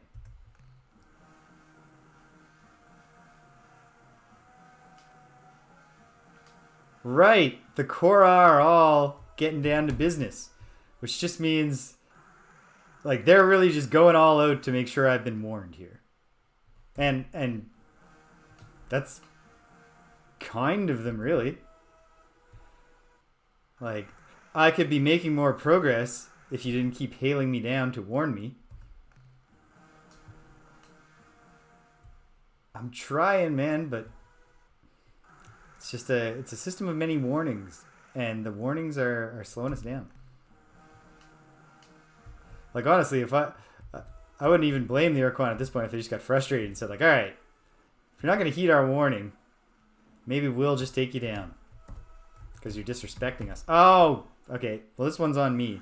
This delay is my fault. Hey, buddy. Yeah, I am. I am a fool. I admit to being a fool.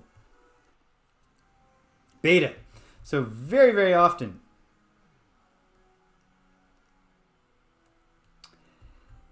yeah. I mean, they're the logic ones, right? So they don't have to be completely routed to do the math and just be like, all right, despite we could carry on this war for X number of more months, but defeat is inevitable. Checkmate in X number of moves. Face the music, all that. So very often, it's the beta of a star system that turns out to be the cool one. At least that's the pattern that I feel like I've detected. And I could be completely wrong, but I'm not going to stop myself from hoping that I've struck on something here. But let's find out. All right, plenty of nobles. That's great. I should be looking for energy just in case. Any Samatra energy down there would be good to know about. And now, a pellucid world.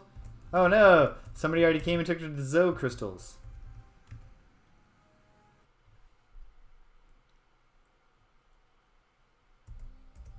Oh, and another part of why they've got so much time is precisely that apparently one part of the treaty to end the war is you got to stick around here and guard the Sumatra while we go cleanse the galaxy.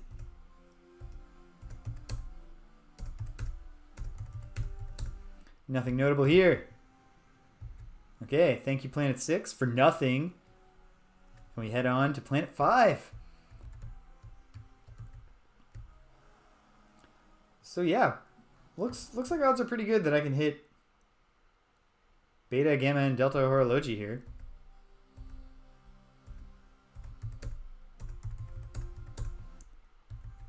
Well, I already committed myself to starting a fresh run at the start of next week. So I gotta do as many things as I really want to check in on today before I run out of time. Time is it's not necessarily on my side at this point, but we'll see. We'll see.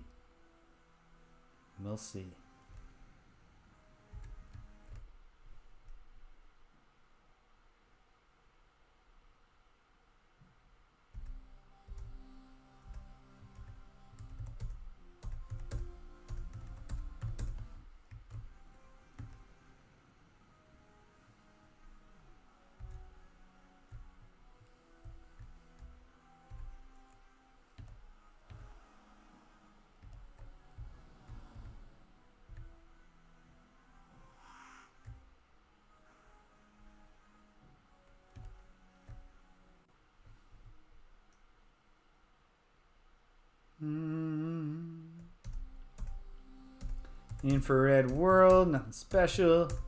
No infrared creatures down there. Bopping about. Alright, we're getting there. 2 more to go.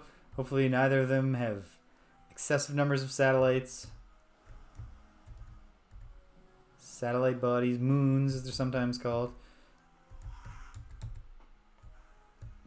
Very good. And what'll it be? 50-50 chance of being great. Urea. I might as well scan it. Bunch of Urea creatures down there. But I don't feel the need to meet them. Just not that invested.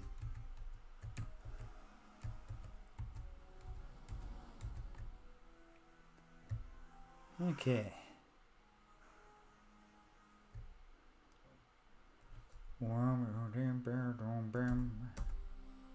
And a metal world. Cool. So, beta horology, all planets, and nothing much. Alright. Fair enough. Well, let's let the autopilot do it. Oh, bye-bye, terrible mushrooms. We hardly knew ye. Oh no.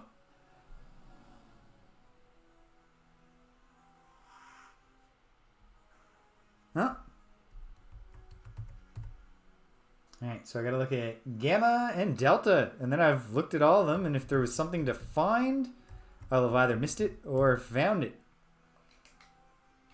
And alternately, the significance of the horology constellation might just not be filled in at this point in the quest. And that's fine too. Or it might be too late. Whatever's significant might be gone once the Doctrine War is lost. Who knows? Still gathering data by doing this. Would you like to warn me? Yeah. I appreciate the warning. Hasn't been uplifting. Take care. That's really just like, it's about as close as you're ever going to come to kindness, so thank you. I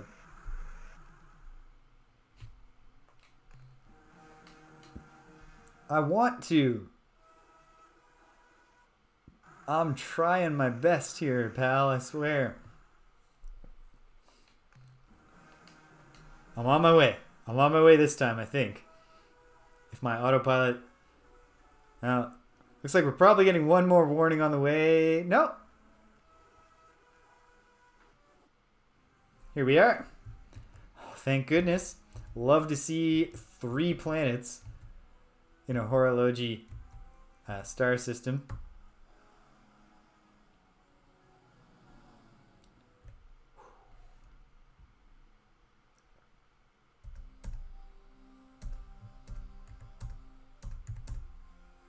Some nice crimson life down there, and we'll let them keep on doing their crimson thing until the Kohr-Ah get back. I'm like, oh wait, we forgot to cleanse the actual space we already controlled before we hit the road here.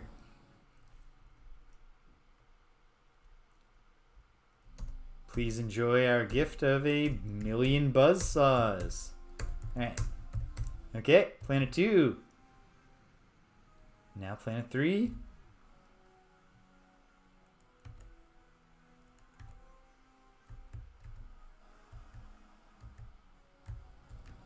I am almost positive that I'm not going to uncover anything in the systematic search. But having done the systematic search and not uncovered anything and confirm that theory is information in itself. And like the amount of frustration I would feel later if it just turned out, no, it's right there. You just got to go to Delta Horology and scan Planet 3. Better to avoid that if you can.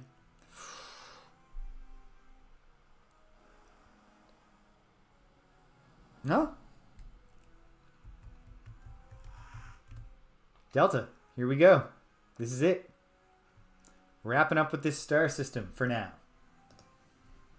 Thank you, Gamma.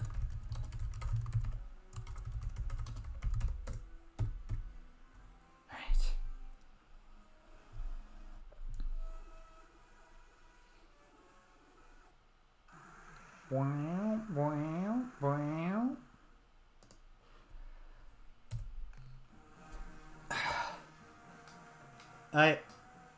Where would I flee to? Who's going to produce the fuel for me? I understand that you're in a panic because this is a really drastic situation, but I just don't think that you've thought this through as logically as you could have. Okay, this is it. Last 2. Unless I took a note wrong. I'm doubling up. If I've already looked at delta and I recorded it somewhere else, that's frustrating. But pretty easy way to figure that out, which is to scan this planet right now. No. Because if it was going to be a Ruby planet, that was going to be like, I think I did double back around by mistake. I did not. Very good.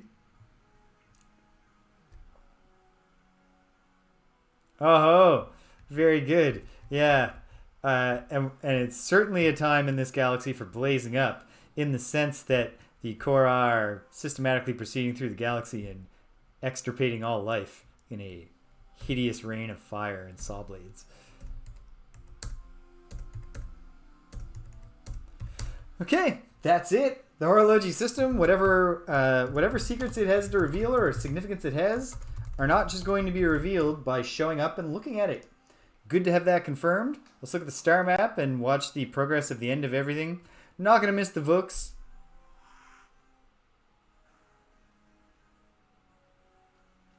Okay, that is what it is. All right, let's... What do we do right now? Let's actually go back to Quasispace and see if there's new dialogue from the Arilou. Have they recognized how we weren't actually very safe, trapped under a slave shield, with the inevitable Kohr-Ah victory in the Second Doctrinal War bearing down on us? Are they ready to tell us more about the Umga? Probably not, but who knows. Alright, zipping over. Takes no fuel, does waste time, but I mean, time is a resource at this point that we both have. In one sense, we have all the time we need, given that there's nothing left we can do to stop the cleansing of the galaxy. We got time to mess around until we're killed.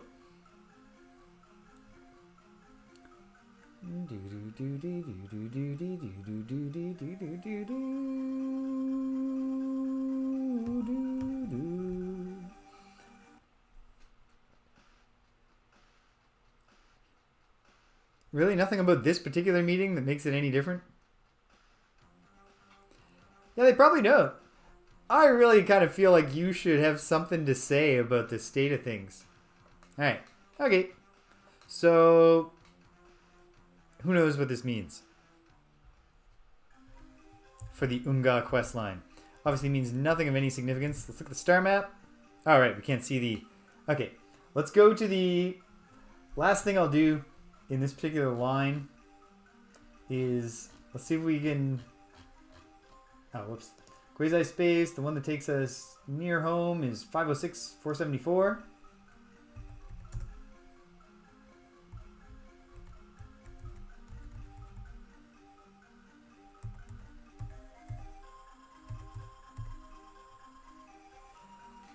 Chart a course, Ensign. Make it so. Let's see if there's time still to say goodbye to your mom before she is cleansed and gets her one chance at being reincarnated as a Kohr-Ah.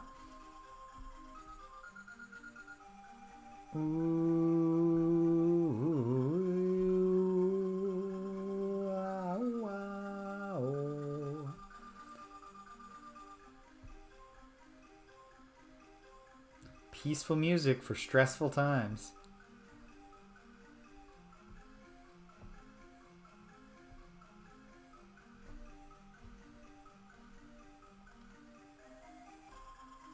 Here we go. Popping out near Earth. Ores, we hardly knew the ores have been flattened. Ah?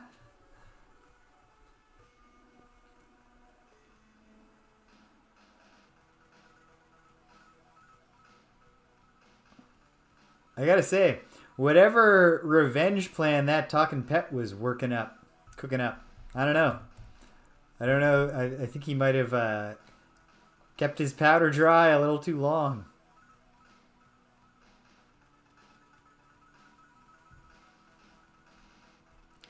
Did they make a pass at Earth? Did they forget to swing by Earth just yet?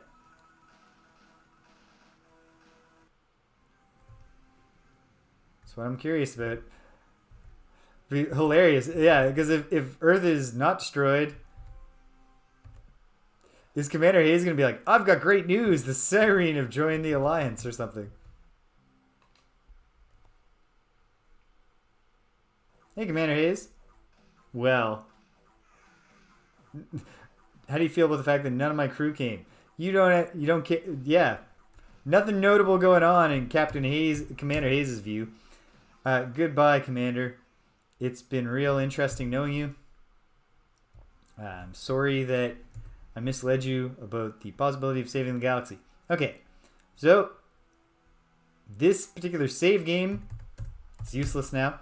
Let's load it up and poke around at a few more things while I still have time. How about I do that math and see what could these coordinates possibly be telling me.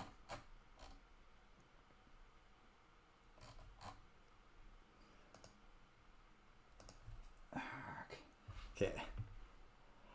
Pardon me a moment while I open the calculator app. This isn't even terribly complex math, but I just don't feel like doing it. Okay.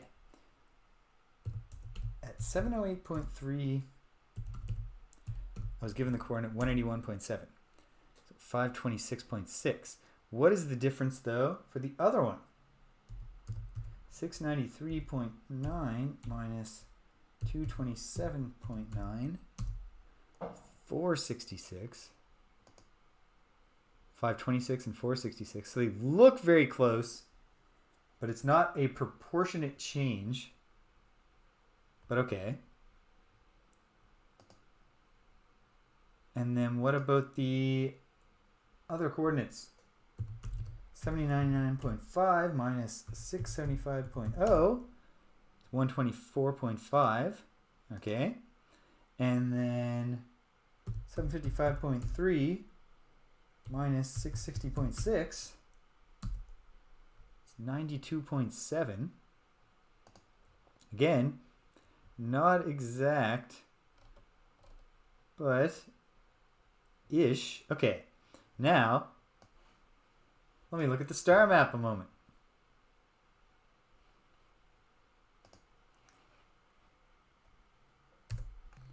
Loading up the save.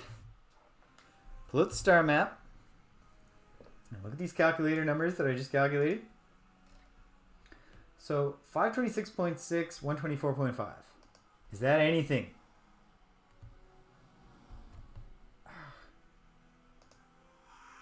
$526.6.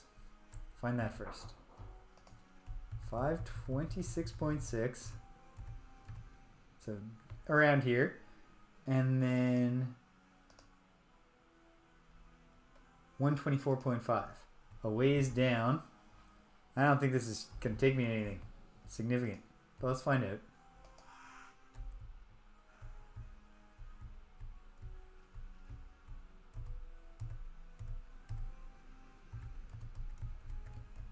Yeah, well, there's nothing around there. What if it's additive? Let's try adding those numbers together and see if it points at anything. 708.3 plus 181.7 is 890. But I think the other numbers aren't going to be addable in a way that will match the boundaries of the coordinates here. So I don't think this is it.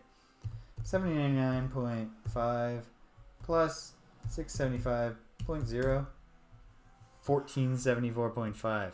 And that's just not going to fly, is it? Might as well look into it, though. No, obviously, all nines is the boundary. Let's do just one last thing, though, before I say, all right, this number thing, either there's something trickier going on that I haven't figured out. Okay, so 890. What if I just get to 890?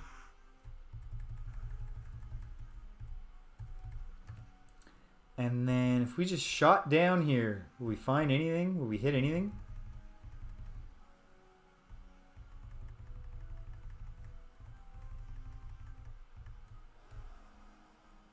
Nope. Doesn't seem like it. Okay. Well, that is what it is. Okay. Things that I wanted to test. That I think I've got enough data to test include Well, the A had Civil War. I'm actually also just kind of curious, like, what's up over here in the Are constellation? Or the Arietis constellations. And I want to know what I can do with the Thradish. Let's investigate the Thradish first.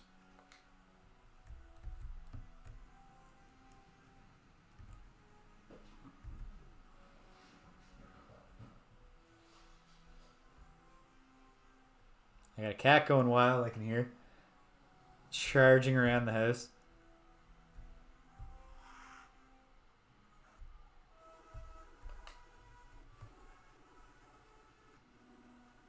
Actually, this needs to be investigated. I'm sorry. Brief intermission, folks.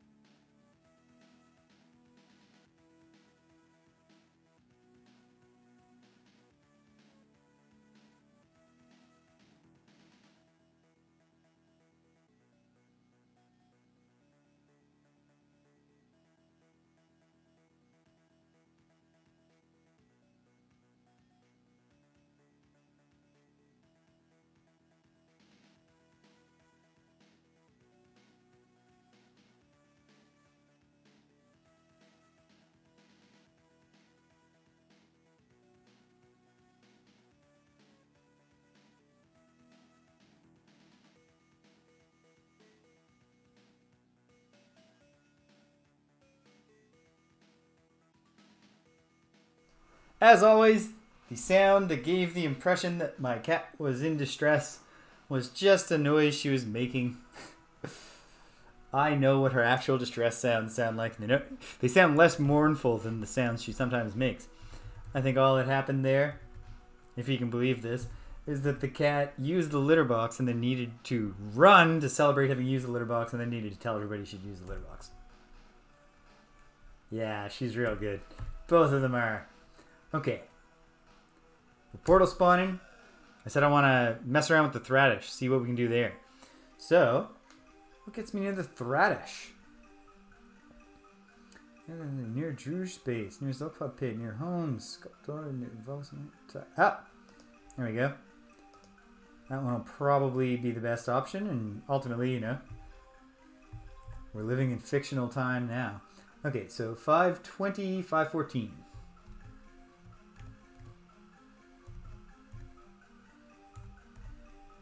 Perfect. Chart of course, Ensign. Make it so. And here we go. All right.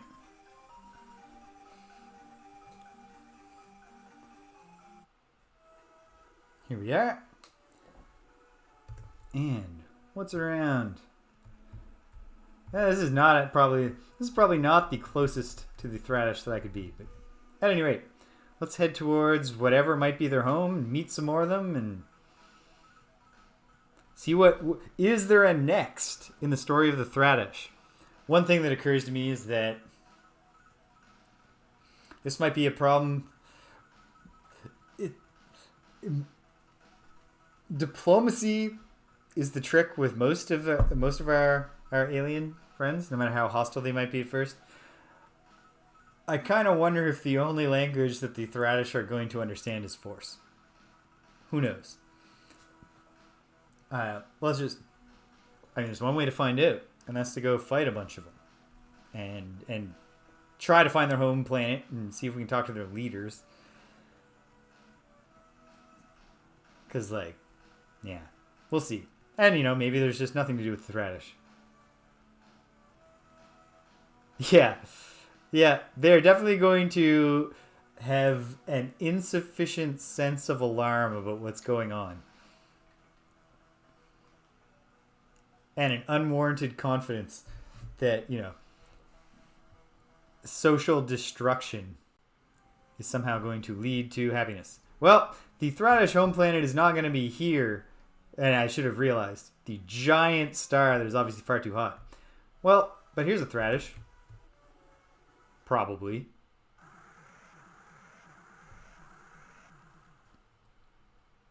A bunch of them. All right, let's talk this out.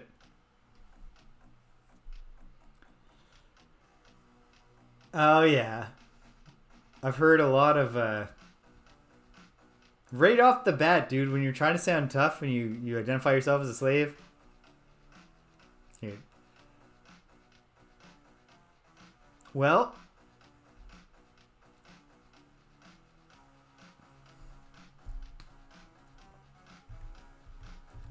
Hey, you want to be friends?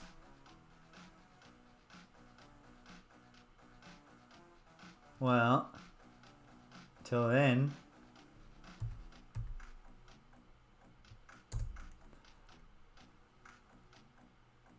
I am not really... I don't know. We'll see.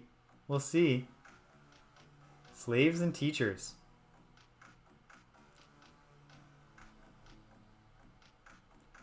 Yeah. I see where this is going.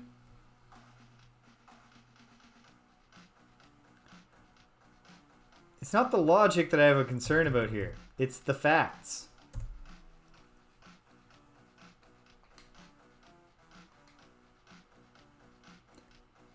Yeah, that's one problem.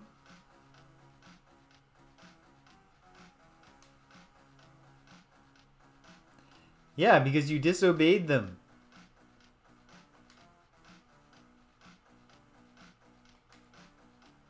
Oh, yeah. All right, look. If all you understand is strength, you heard me. I said I have demands.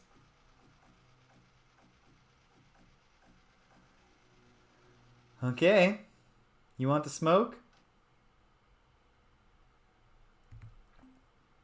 Oh no, Captain Thwill's not even ready. Oh well.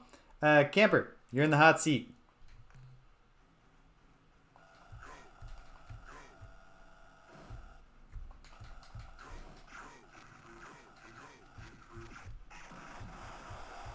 Didn't go so well for you. Round 2.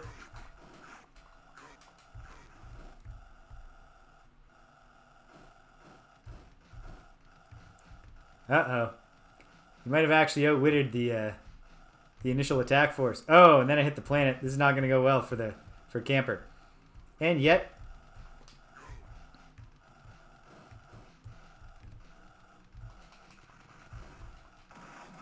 Okay. Well fought. Well fought. I'll give you that.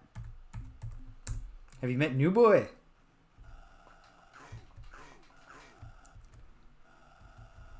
There's a real fool him once thing going on here.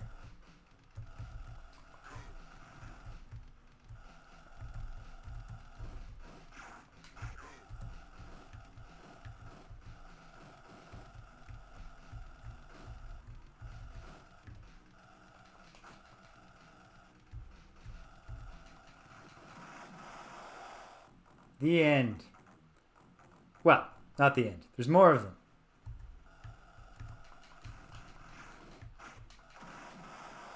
Shouldn't have tried to fight that way. Oh, whatever. We can take a few losses here. How do... Maybe the Earthling cruisers are well equipped for an enemy that runs directly at them, not making no attempt to evade their extremely powerful homing missiles.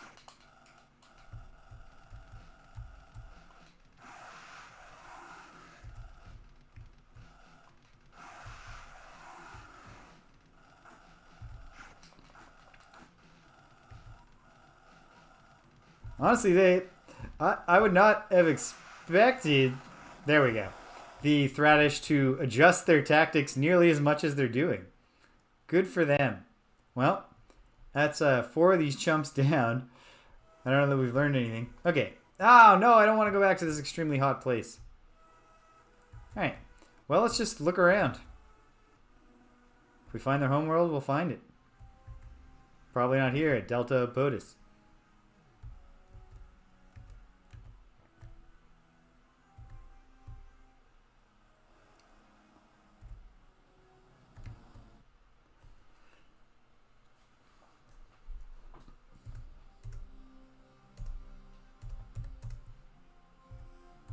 Oh, no.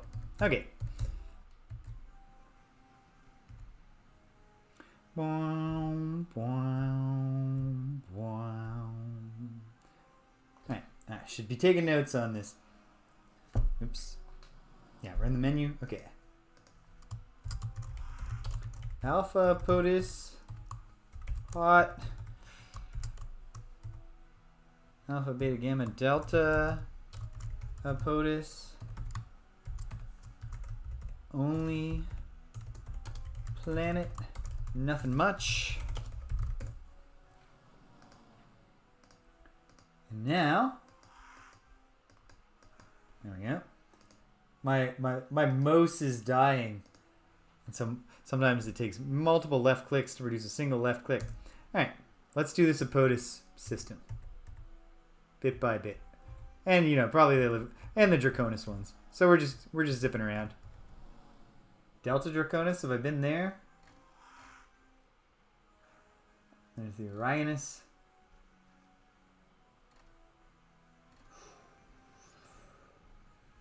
I have not been to Delta Draconis. Let's check it out.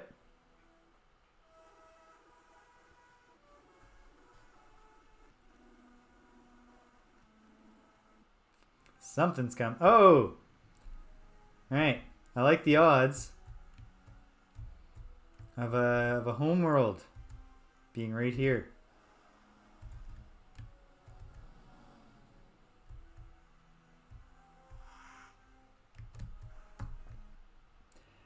Okay, those weren't the best evasive maneuvers I've ever taken, but I mean the only language these fellows understand.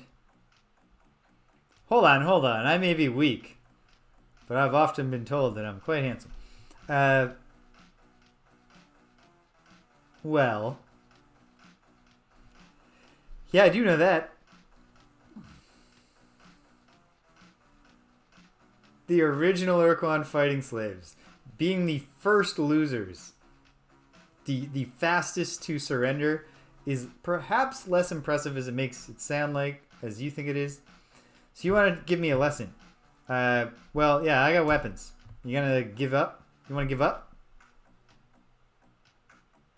Yeah. Oh, I'll give them to you, buddy. I'll give them to you good and hard. Alright, Decker, you take a break. We'll crew you back up.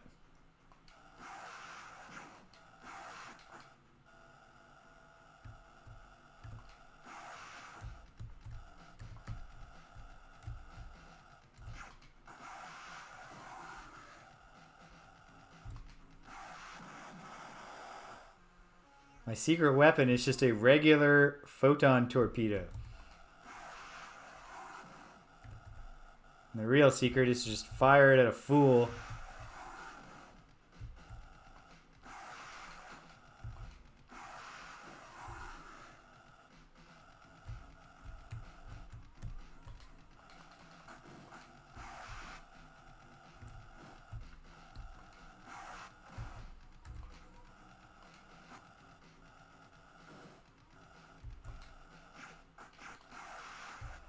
Uh-oh. Sorry, Captain Solo.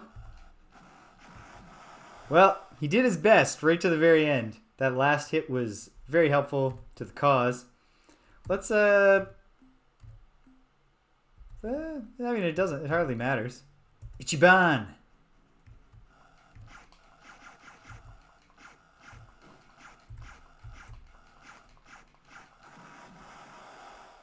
Zap, zap.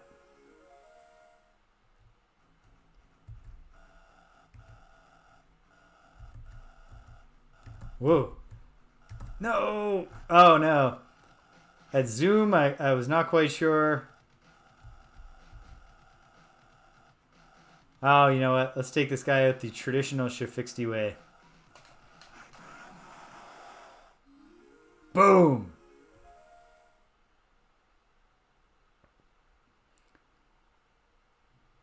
Another 3 of these fools down. Oh, gee. Okay. Let's approach the home planet. Because it is the home planet. Okay, that's good to know. Put a row in here for it.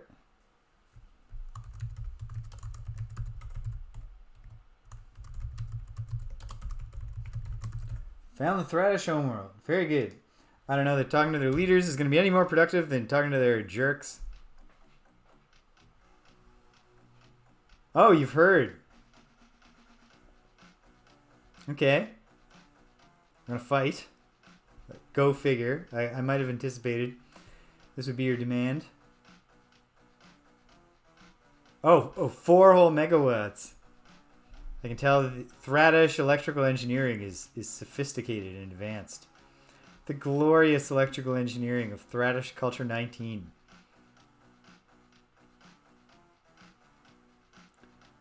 Friendship.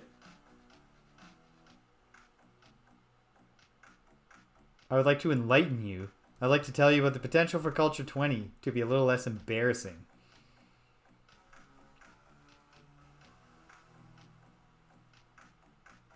Yeah, you must, because you're a slave.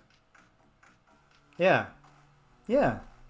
It's interesting to me that you acknowledge the difference between me being master of my own destiny and you being a slave. And you look down on me.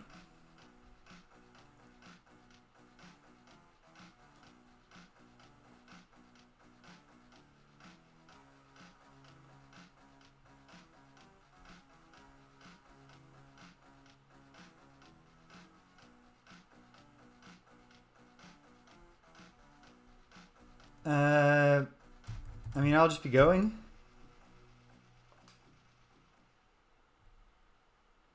So he referred to me having a tally and said that I'm not adding to my tally by attacking the homeworld, which gives me the feeling. You know what? Let's see if we can kill a few and see if anything happens. But probably I'm gonna want to escape here. It's not gonna be hard to kill a whole lot. In fact, the returner might be the way to do this.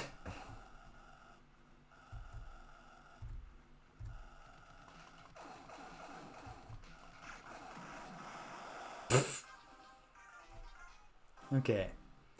How many do I take out before I say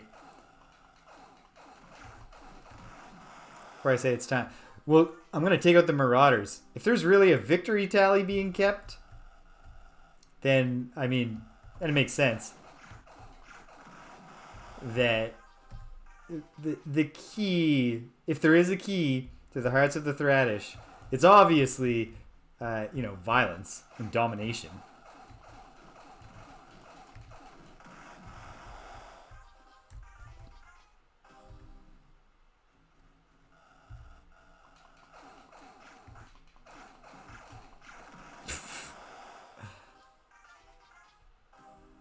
Not your day, pal. Okay. I think I gotta do the Marauders if there's a thing here. And this may very well be the last thing I get to figure out before we say that this is a failed run. Not a failed run. It can't be a failure if you learned. This guy's using the best tactics he had against the returner. And where did it get him? Dusted. Done and dusted. Okay, this goes on and on and on. I don't think attacking the home planet is the key.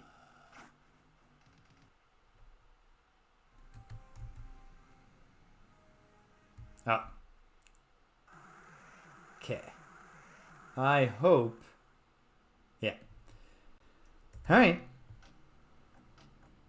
Yeah. Well, you're happy. I'm happy. We got great weapons. Our great weapons are just really powerful cannons. And I'll be happy to give them to you. Good and hard. As promised. Shouldn't be sending poor Decker out for this now that I know that the Returner is well equipped for the fight.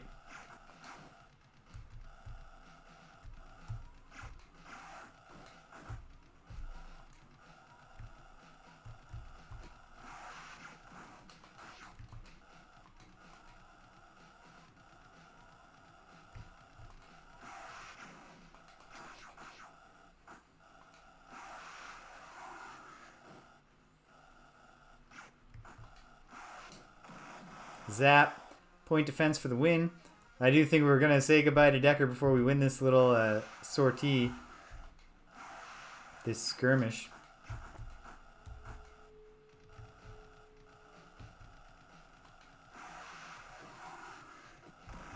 Oof. And in a really kind of embarrassing way of just drifting into the afterburner effect. Ah, do it the old-fashioned way. Overwhelming force. Ba-boom. I mean, that's what they want, really, isn't it?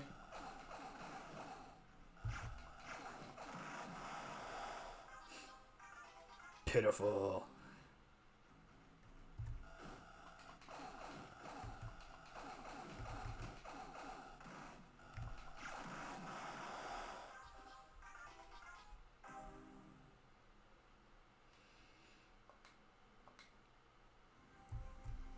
Well, we might as well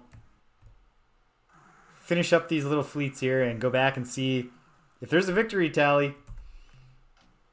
If that's a real thing and not just flavor text.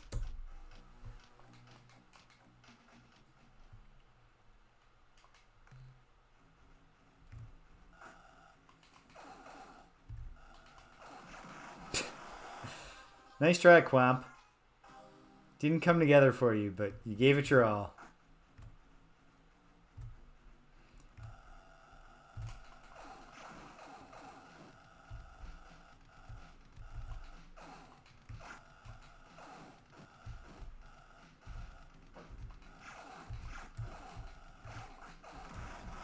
Okay. Bardat did a lot better than Quamp did. Congratulations, Bardat.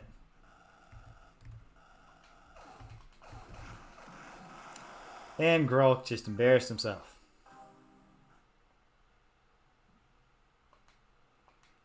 Okay. You know what? One more. I'm going to do one more group of these. And then I'm not doing all the rest of those. And then we'll go back to the planet and I don't know. Oh. Oh. Oh yeah, then how come I've had many battles with Ur-Quan dreadnoughts and I'm alive and they're not? So, landing the shots is still part of it.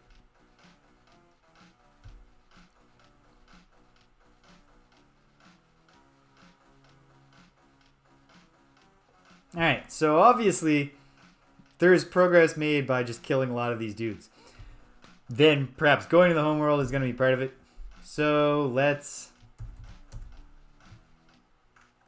Alright, this is going to be a description of the Kohr-Ah.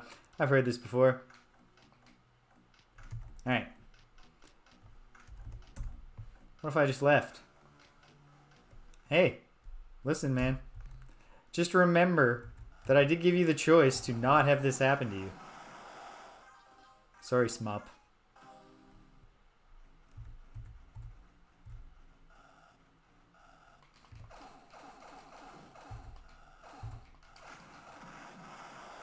Sorry, Knarg. You dork.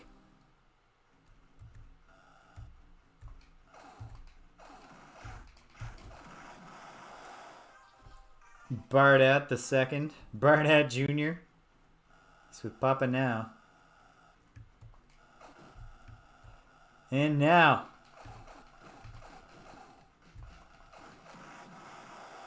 Honk.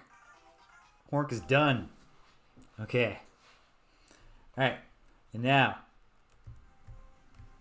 Oh, come on. Thank goodness.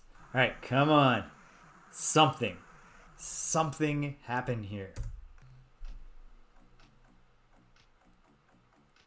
Yeah?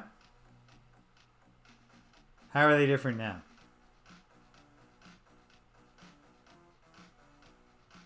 Yeah?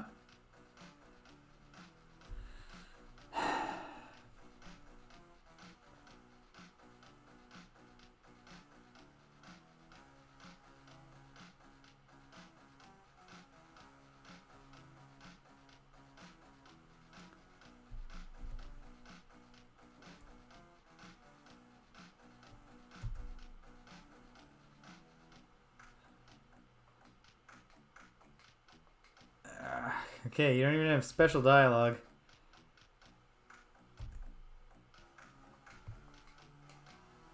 Okay. This is going to be the end of me chasing this thread right now, but let me just fight for as long as I got in me. Is there a number of these battles I could win in a row that would earn the respect and submission of the Thradish? Obviously, I was onto something with the killing, like, you know, force is the answer here. Violence is the way.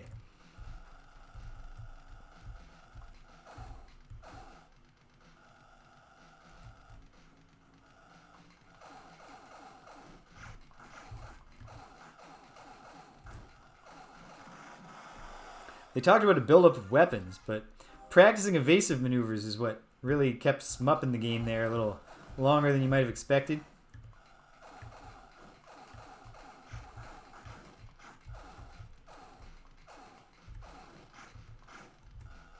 Thank you, Cadence. I don't know, like I said, I'm going to do as many as I can before they wear me down by attrition, and we'll see if that's enough to cause something to happen. And if not, then I'll just put a pin in it for next time, because certainly violence and domination is the answer to the Thradish quest. If there is such a quest, it's going to come through winning a lot. Is it going to come through winning against free roaming ones in space? 25. Okay. Okay.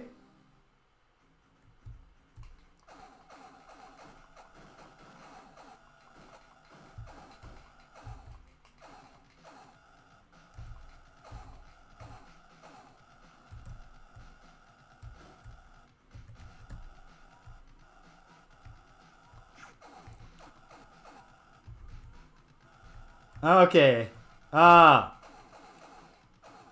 In that case...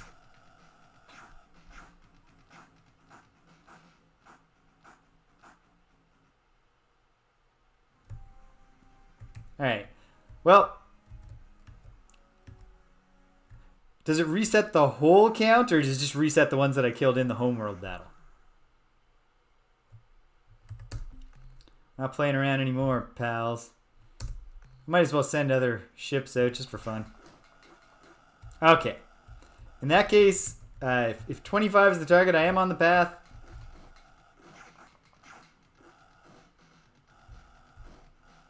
I should not have sent Fwifo into this.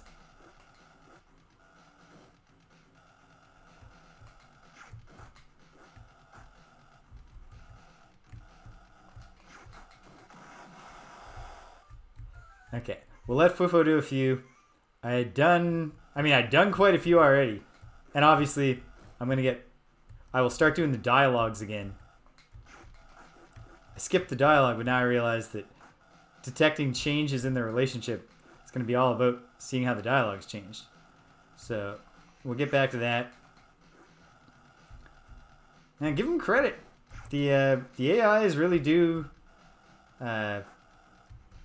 They pick up on how you beat the last one, and they seem to, at least.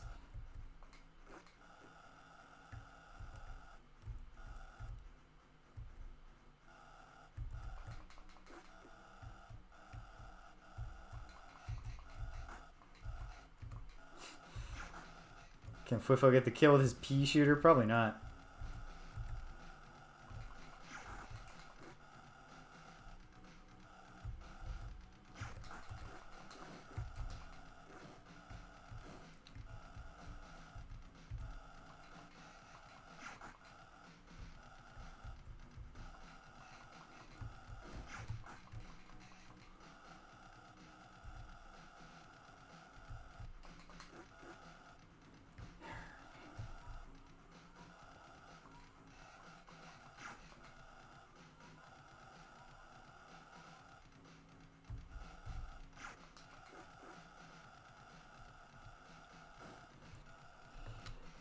Yeah, certainly. I mean, I've had way better success against the Thradish just using the flagship.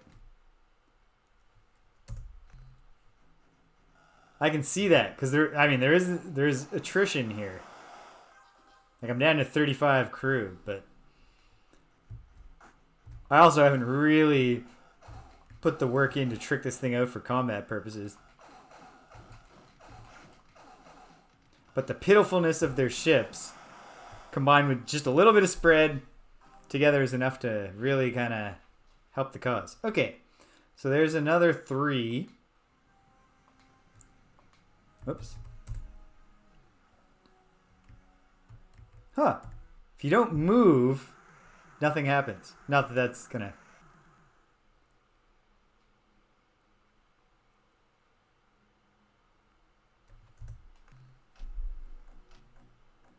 Yes, I'm still invading your territory.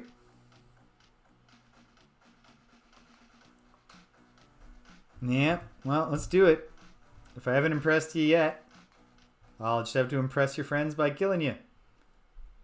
Oh, there it is.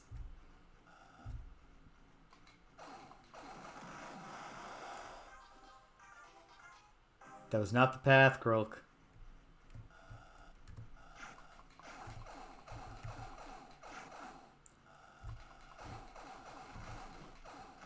I don't know how Smup could have possibly seen what happened to Grolk and thought, that is the path.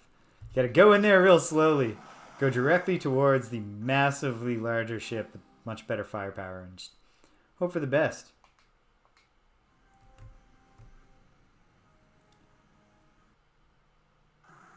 I hope this is a respectful hail.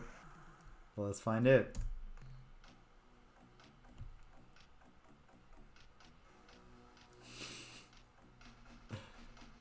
As soon as this thought occurred to me of the Thradish knowing only force, I had a good feeling, and here we are. Oh, thank you. You want to be... Okay, cool. Well, let me give you some notes for Culture 20.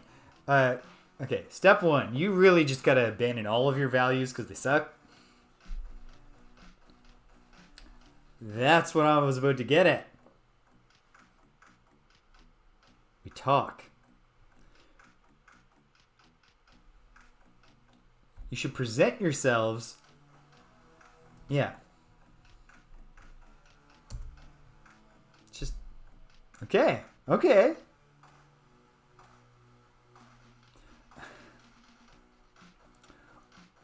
Or I see what you're saying. But okay. What's your next question? Yeah. Yes, I agree. Okay.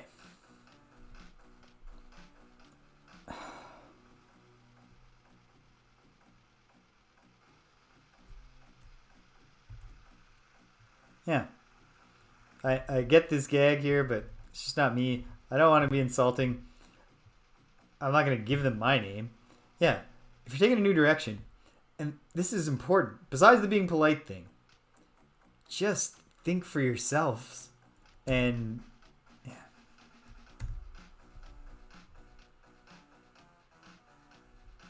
He's going to come up with Culture 20. I have no illusions.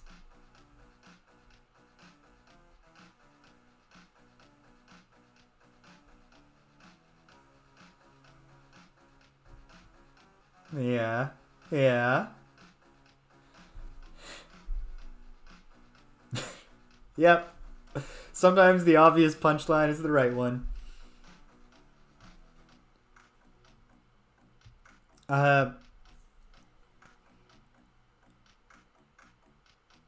Okay.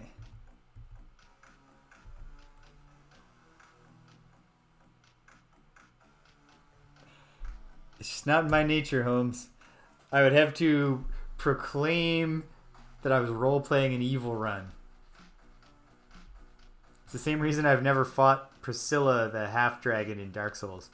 I never think at the start to say, this character I'm playing is bad, and so why would I attack Priscilla?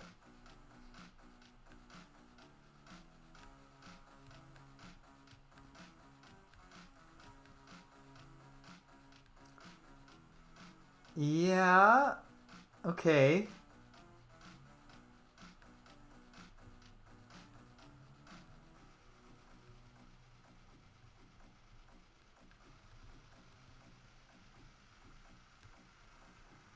I can imagine that. But we will give you that. I mean, you don't actually have that time in the sense that you are going to be cleansed from existence very soon. But, okay. Okay. Well, neat. Make a note of that for next time. Okay. Very soon, I need to feed the cats their supper, and that would be a good time for me to stop. Which means we're really running out of time for this. Like this galaxy is friggin' finished. Anything else that I can think that I might do that might do something? Two thoughts. Oh yeah. I got a real good feeling about next time around. Okay. I know it's not going to do anything to talk to that goof again. But what if I want to test one little thing that probably isn't going to do anything, but who knows? Could do something. Where is Beta Orionis? Head towards Beta Orionis.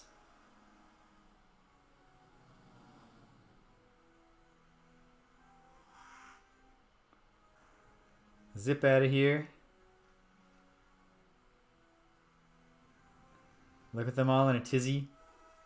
Trying to work out what Culture 20 is going to be all about. I mean, it basically can't be anything but an improvement on Culture 19. I have a hard time imagining, even though they are clearly going to take the general idea. Cadence, you're right. And I will. That will be... I got like... Oh wait, no, I hear Danielle's voice. I still am probably Danielle's voice will like she can feed the cats, but also probably Danielle's voice will be saying like, "Babe, it's been 4 hours. Are you gonna return to society?" However, okay. Look at the star map. We're getting close. I don't think that this little thing is what I'm thinking here is going to do anything, but I do just want to try.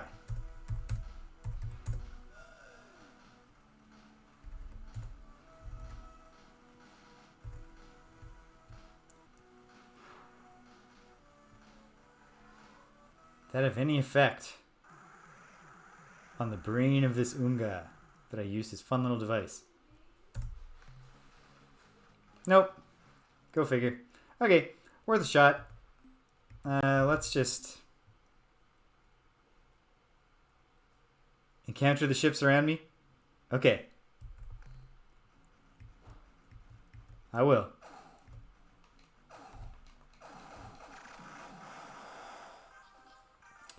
I do have the perfect counter tactic.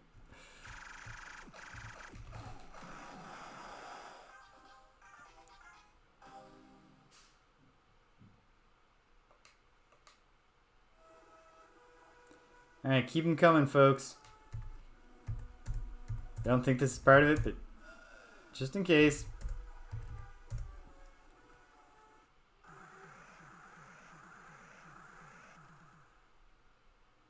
Of course. Alright. Once more into the breach, dear Raven.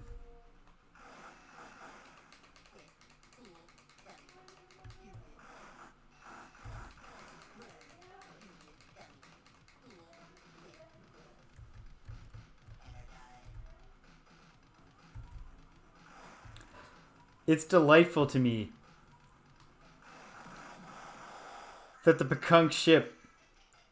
Yeah, when I discovered how effective the Pekunk ships were in this one situation when I've never been able to accomplish anything with them in any other combat, it's pretty happy stuff. Okay, well, it really does. Oh. Well, thanks for stopping by. Do I have any biosamples to sell? I mean, I know I have... Yeah, I didn't see this coming.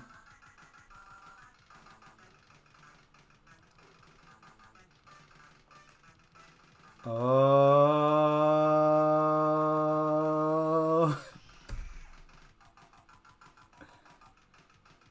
I sure did. Thank you for all those credits. And now, I would like to purchase from you everything you know. Let's do this, one at a time.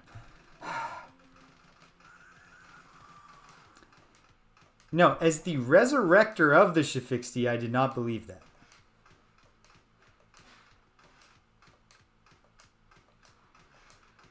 But thank you for these detailed instructions. It would have been helpful if I hadn't figured all this out on my own. What else? Oh my goodness.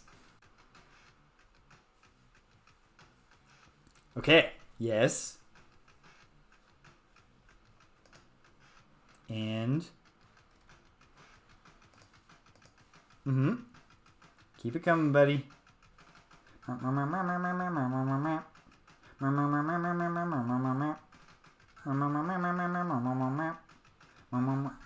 I did deduce that on my own. But how?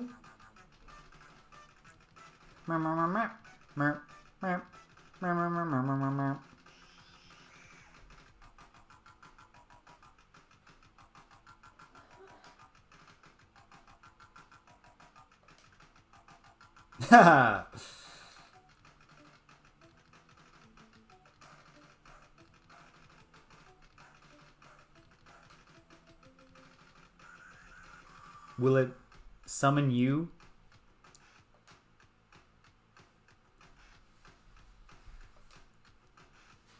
Well, that would have been extremely helpful information. Like most of the information you sell me. My goodness. Yep.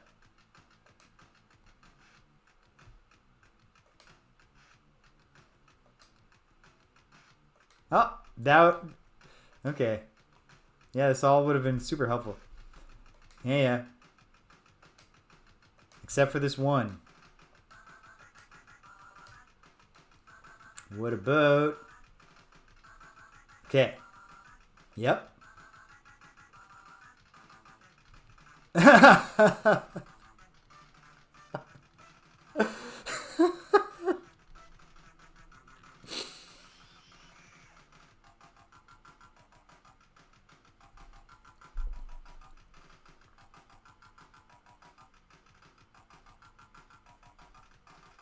Ta-da.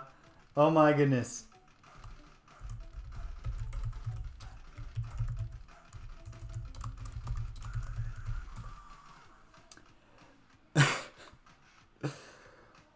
That was a great reveal.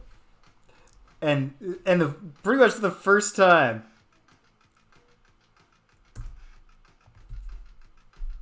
In my defense, Cadence, a bunch of their initial bits of information were all just things I already knew. I was just like, well, I am not getting anything out of this. Also, I'm much richer in credits now with all my rainbow planet finding.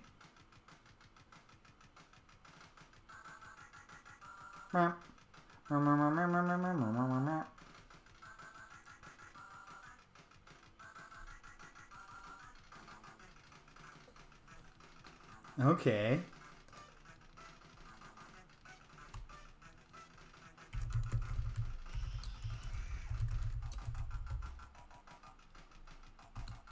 Okay.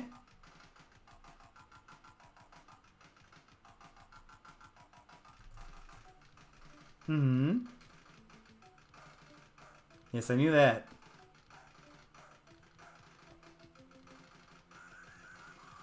Okay. The Ultron? Yeah, we've got the Ultron, I guess. Okay.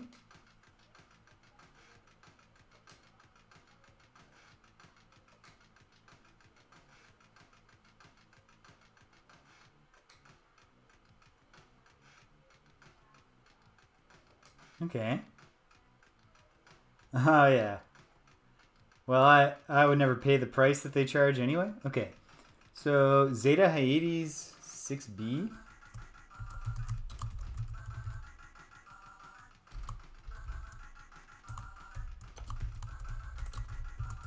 So it's on one of the moons. Okay.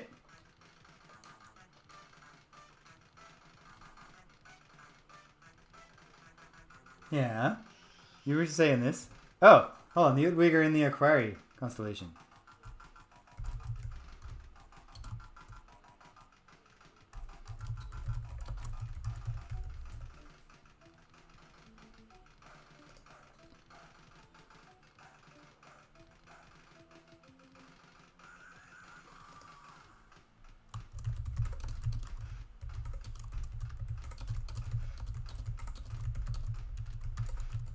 Okay.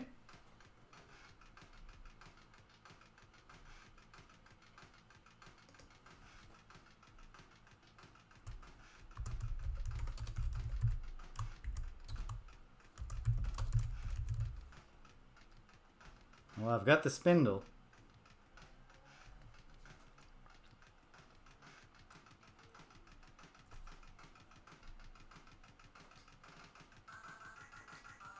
Okay.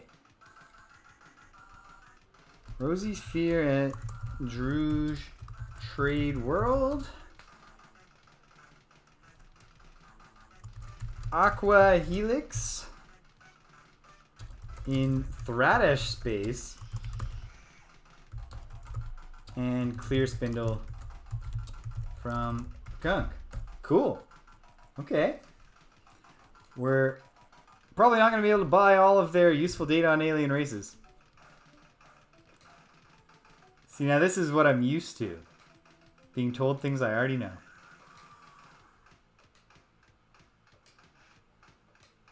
It's true. They were like that. Well, okay. It's time for me to stop, and it's time for this run to come to an end, and we'll start the next run next time.